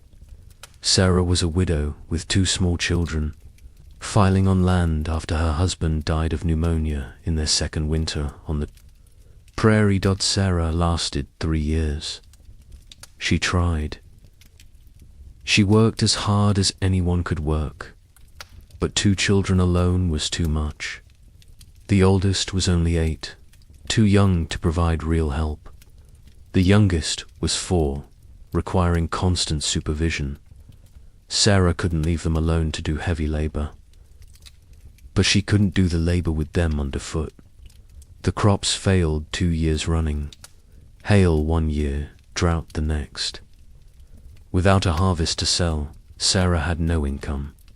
She went into debt buying supplies, borrowing from neighbors who knew she'd never be able to repay.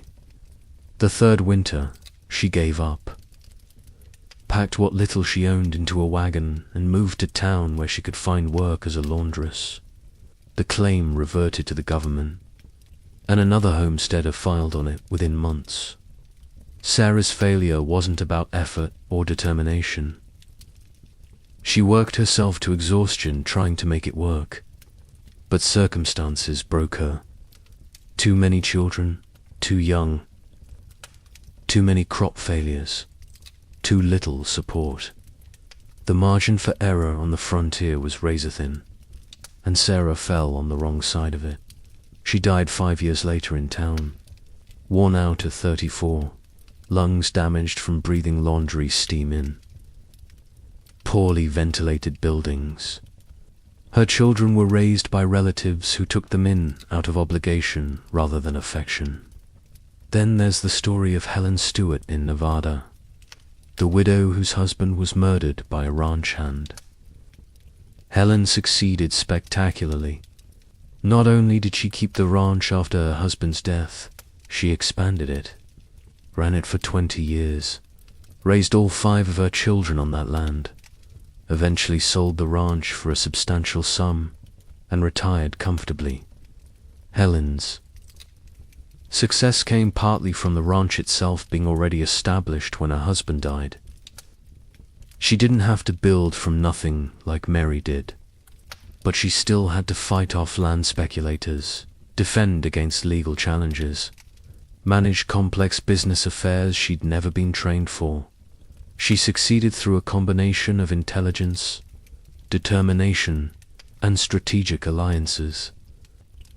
She cultivated relationships with honest lawyers and businessmen who helped her navigate the legal complexities.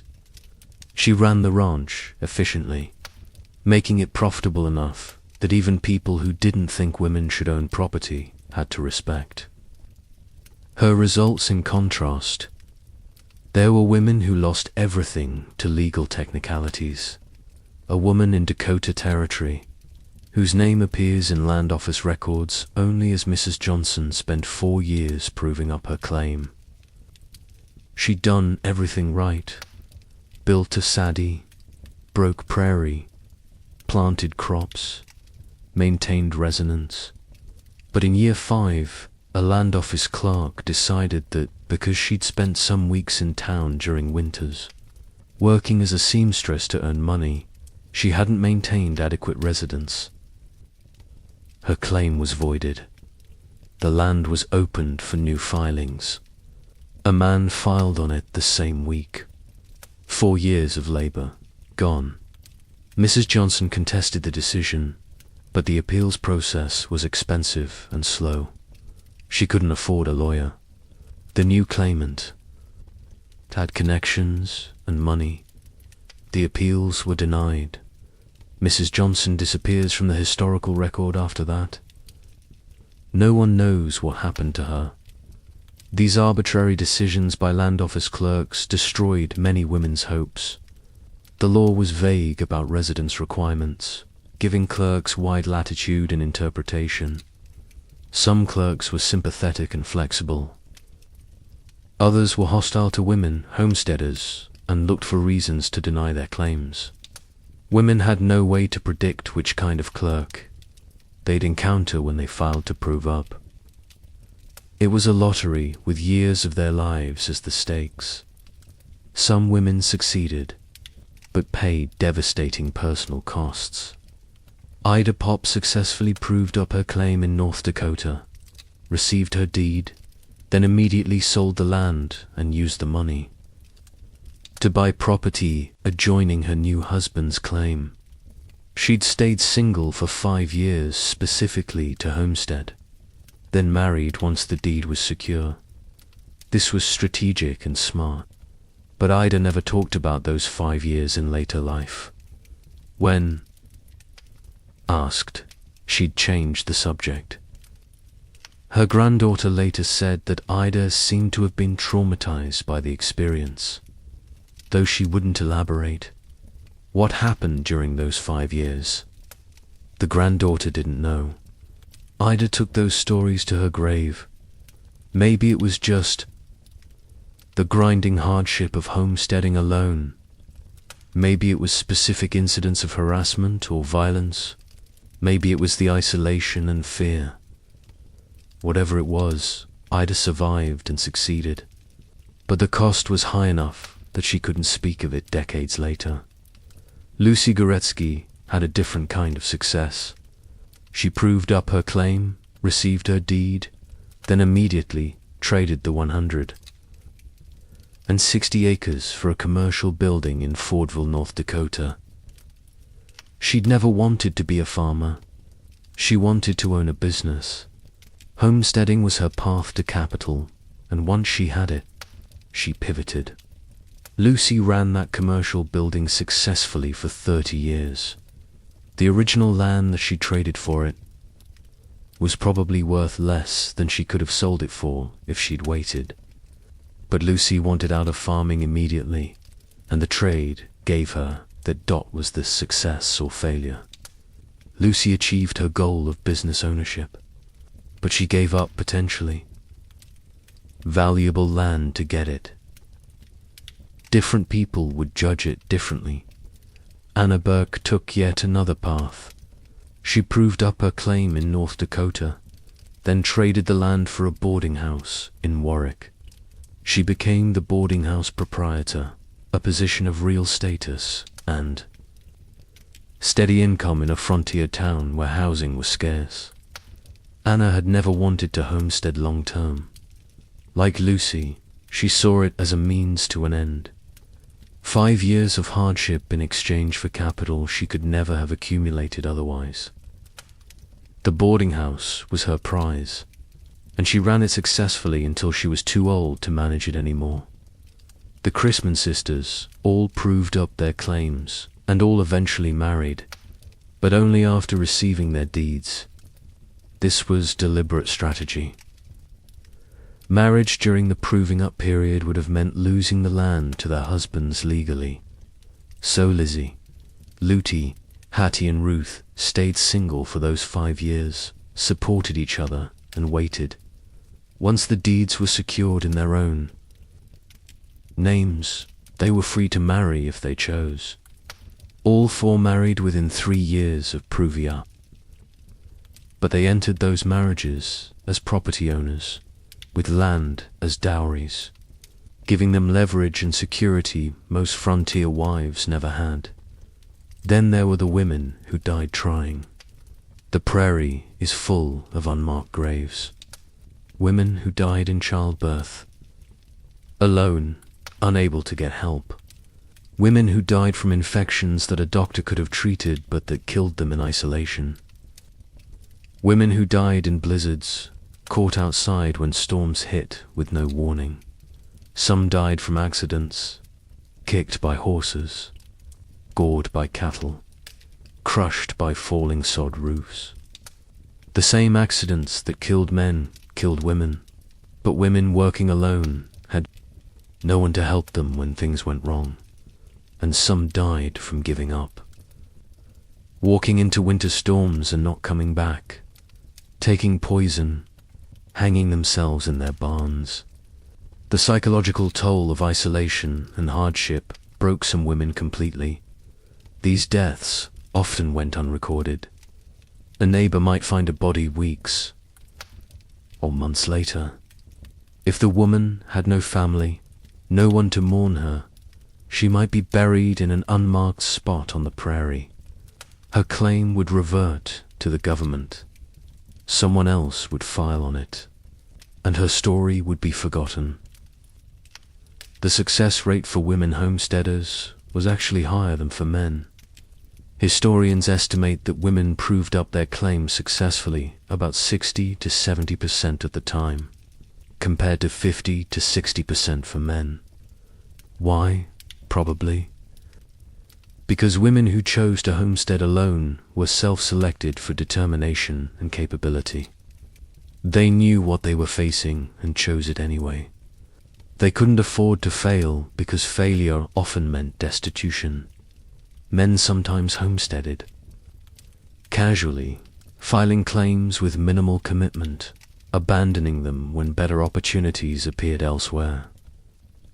Women rarely had the luxury of casual attempts, but even a 70% success rate means 30% failed.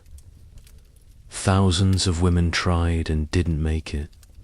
Their names appear in land office records as abandoned claims, contested filings, or simply gaps in the documentation. Mary, standing in the street with her deed, represents the successful 30 to 40%. But she's aware of how easily she could have been part of the 60 to 70% who failed. A worse winter, a worse injury, a clerk who decided to interpret the resident's requirements more strictly. Any of these could have destroyed her. She succeeded partly through skill and determination, but also through luck. The luck of good health, of no catastrophic accidents, of a relatively fair land office clerk, of enough good harvests to sustain her through the bad ones. Mary folds her, did carefully, and puts it in her bag. She'll have it framed when she gets home. Hang it on the wall of her frame house where she can see it. Every day, 160 acres, hers forever. The women who succeeded used their land in various ways. Some stayed and farmed it for life, like Mary. Others sold or traded it for capital to pursue different goals. Some married and combined their land with their husbands, creating larger, more viable farms. A few built small empires, accumulating more land, buying out failed neighbors, becoming significant landowners and businesswomen. But whether they stayed or sold, married or remained single, used the land for farming or business capital, they'd all accomplished something remarkable. They'd survived 5 years of brutal labor in isolation. They'd navigated a legal system that wasn't designed for them and often worked against them. They'd defended their property from men who wanted to take it. They'd proved they could do everything men could do, and sometimes more. And they'd emerged as property owners in their own right, with legal deeds bearing their names. In an era when most women owned nothing, when married women couldn't legally control property, when economic independence was nearly impossible for female persons, these frontier women had achieved something revolutionary. They owned land. That land was their security, their capital, their proof of capability. It was freedom in the most tangible form available in the 1870s and 80s. Some succeeded more completely than others. Some paid higher costs. Some died trying. But all of them changed what was possible for women. Every woman who proved up a claim demonstrated that women could homestead successfully. Every deed filed in a woman's name was evidence that women could own and manage property. Every acre cultivated by a woman's labor proved that women were capable of the physical work everyone said they couldn't do. They didn't do it for political reasons, or to prove points about women's capabilities. They did it because they needed.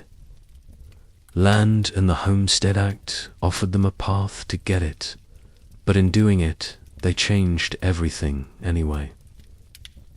Ruth Chrisman is an old woman now, in her 70s, writing a letter to a friend about her early years on the Nebraska frontier. It's sometime in the 1930s or 40s. Decades have passed since she and her 3 sisters filed adjacent homestead claims in Custer County. She remembers it all with surprising clarity. The sod house with only 3 rooms that somehow always had space for visitors. The wild fruit they'd gather in the canyons, plums and raspberries. The grass growing over their heads in summer. The beautiful rains and the winters. She remembers those too.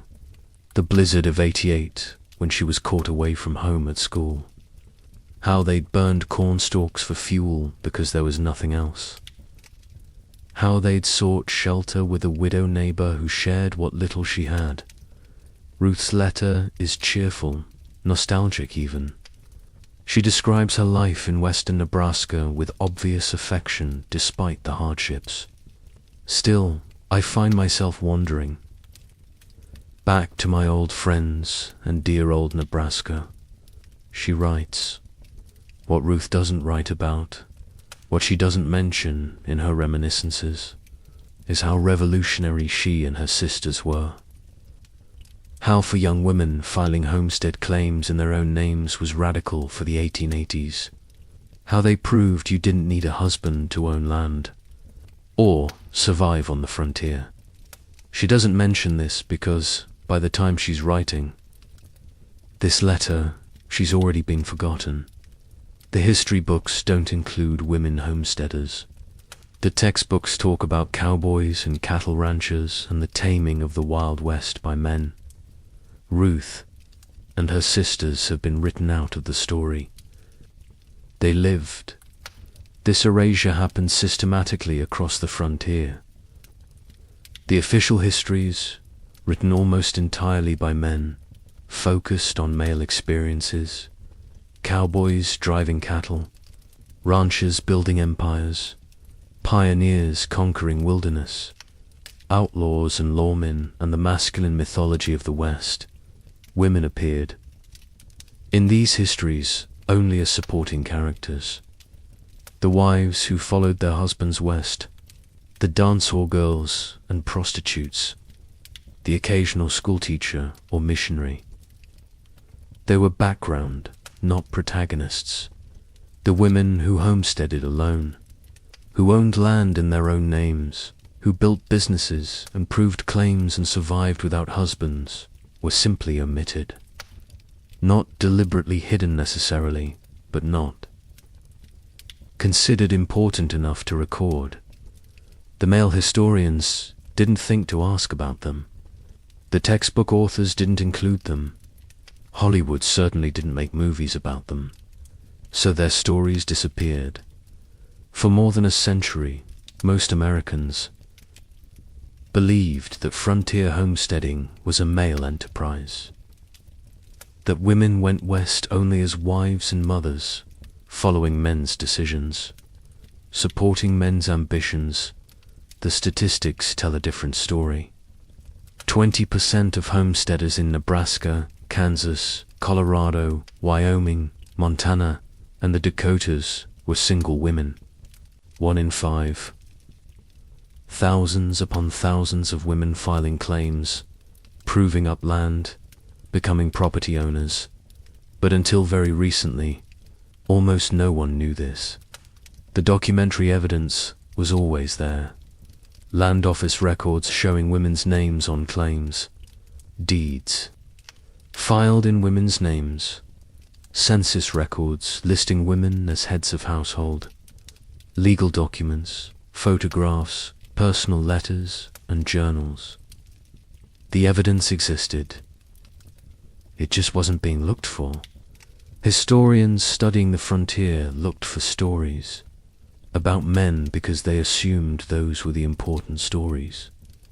They missed the revolution happening in plain sight because it was revolutionary.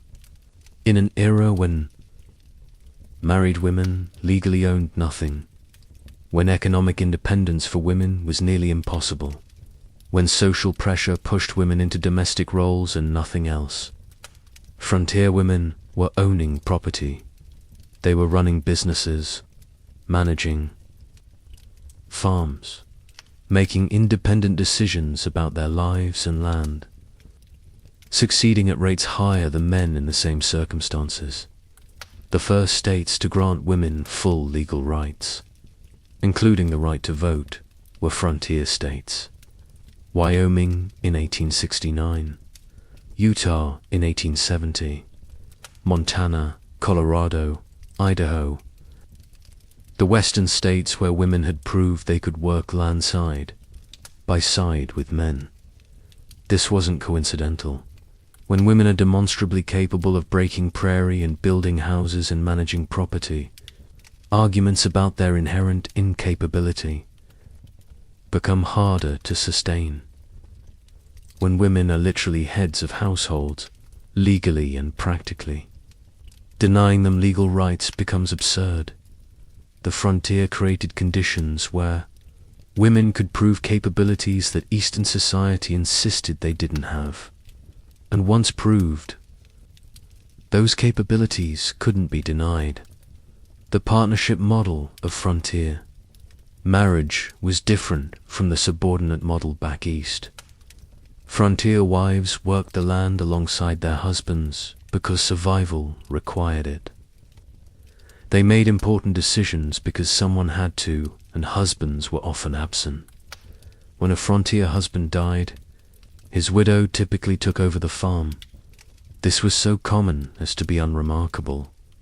Back east, a farm would pass to a son or male relative because women couldn't manage it. On the frontier, widows managed just fine. This practical partnership led to legal partnership. Frontier women had more autonomy, more decision-making power, more economic control than their eastern counterparts, and the single women homesteading alone pushed even further. They proved women didn't need husbands at all to own property and survive. This terrified some people. The social conservatives who believed in strict gender roles saw frontier women as dangerous, unwomanly, a threat to natural order, but it inspired others.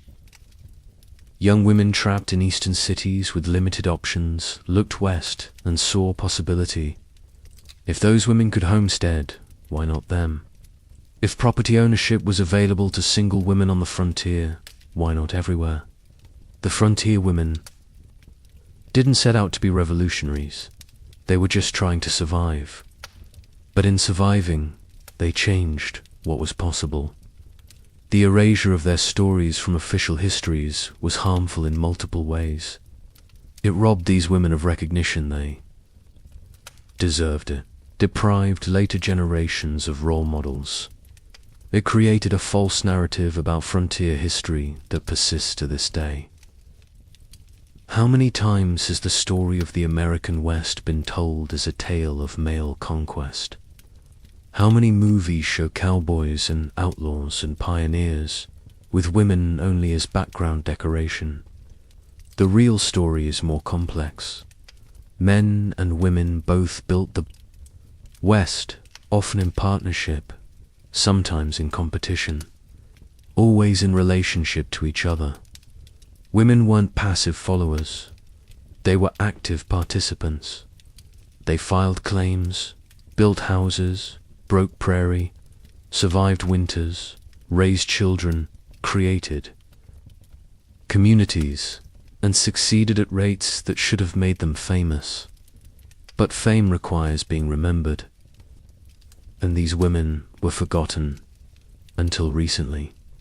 Starting in the late 20th century, historians began actively looking for women's stories. They went through land office records systematically, identifying female homesteaders. They searched for journals and letters. They found photographs and legal documents. The evidence had always been there. Now someone was finally looking at it. What they found was remarkable. Not just the 20% statistic, though that alone was shocking. Two people who'd believed women rarely homesteaded, but also the success rates. The higher rates are proving up compared to men. The evidence of capability and determination. They found women like Mary, the first female homesteader in her Nebraska county, who built a thriving farm that she ran for 30 years. They found the Chrisman sisters, 4 women filing adjacent claims and supporting each other through the probing up period. They found Helen Stewart, the widow who not only kept her husband's ranch after his murder but expanded it into a successful enterprise. They found thousands of women whose names appeared in land office records with deeds showing sole ownership, evidence of economic independence that most Americans had assumed was impossible for women in the 1800s. The stories are being recovered now. Academic historians write about women homesteaders. Museums create exhibits. Documentaries get made. The National Park Service at Homestead National Historical Park tells women's stories alongside men's, but the recovery is incomplete. Many individual stories are lost forever. Women who died without leaving journals or letters, claims filed under names that don't clearly indicate gender, photographs without identification, graves without markers. We know the aggregate statistics. We know roughly how many women homesteaded and at what success rates. We have some specific stories that survive through chance or preservation, but we've lost most of the individual narratives, the specific details of specific lives, the daily experiences of thousands of women who worked and struggled and succeeded, or failed without anyone recording it for posterity. This is the cost of erasure. Not just that the women weren't celebrated in their time, but that their stories weren't preserved for the future. The women who are remembered now are remembered partly by luck. They had relatives who saved their letters. They lived in areas where land office records were well maintained. They were notable enough that someone thought to photograph them or write about them. The women who aren't remembered were no less remarkable. They just weren't as lucky in terms of documentation. What would it mean if these women had been properly acknowledged in their own time? If history textbooks in 1900 included chapters on women homesteaders? If museums in the 1920s displayed photographs of female farmers? If Hollywood in the 1930s made movies about women proving up claims? It would have provided role models for generations of young women. It would have demonstrated that female economic independence was possible and had historical precedent. It would have made arguments for women's rights easier to sustain. But that didn't happen. The women were forgotten, and several generations grew up not knowing this history. The recovery happening now is important but belated. Ruth Chrisman, writing her nostalgic letter in her 70s, has no idea that historians decades later will search for evidence of her life, that her name will appear in books about women homesteaders, that her story will be told as an example of female capability and determination. She just knows she homesteaded in Nebraska with her sisters, that it was hard but also beautiful, that she survived and eventually married and lived a long life. The Revolutionary nature of what she did was invisible to her because it was just her life. That's often how revolutions work. The people living through them don't always recognize the significance. They're just making choices, solving problems, surviving circumstances. The patterns only become clear in hindsight. The forgotten women of the frontier were revolutionaries, who didn't know they were revolutionaries. They were just women trying to own land, build lives, achieve economic security in the only way available to them. They hauled water and broke prairie and birthed babies alone and survived winters that killed their neighbors. They defended their claims from men who wanted to take them. They built communities and institutions. They proved up at higher rates than men and became property owners in an era when that should have been impossible for them. They did all this without fanfare or recognition. They did it and then died, mostly unmourned by anyone outside their immediate families, mostly forgotten by history, but their legacy survived, even when their names didn't. The frontier states granted women's suffrage first. The legal precedents of female property ownership expanded.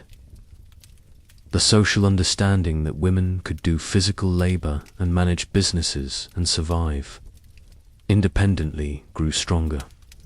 The forgotten women planted seeds that grew into changes they never lived to see. Women's rights expanded slowly through the 20th century, built on foundations that frontier women laid without intending to. They just wanted land. But in getting land, they proved capabilities that changed the world. Now, finally, their stories are being recovered. Historians are writing their names back into the record. Museums are displaying their photographs. Students are learning that. Frontier history includes women as active participants, not just background decoration. It's not complete recovery. It never can be.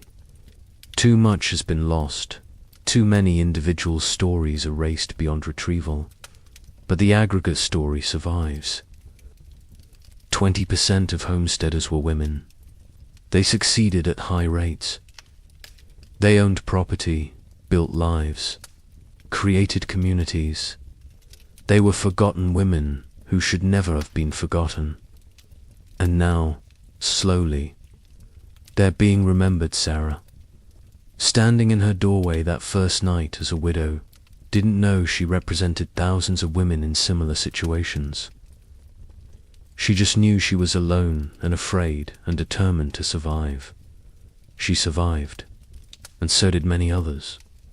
Their survival, their success, their quiet revolution, that's the legacy. That's what we're recovering now. That's what needs to be remembered.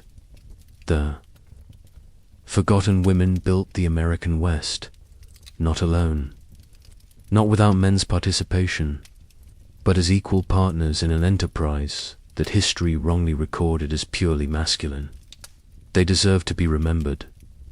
Their names, their stories, their revolutionary act of simply surviving and succeeding when everyone expected them to fail. The recovery of their stories is ongoing. More research continues. More evidence emerges. More individual women are identified in their experiences, documented. But whether we know all their names or not, we know they existed. We know they succeeded. We know they mattered. The forgotten women of the frontier, forgotten no longer.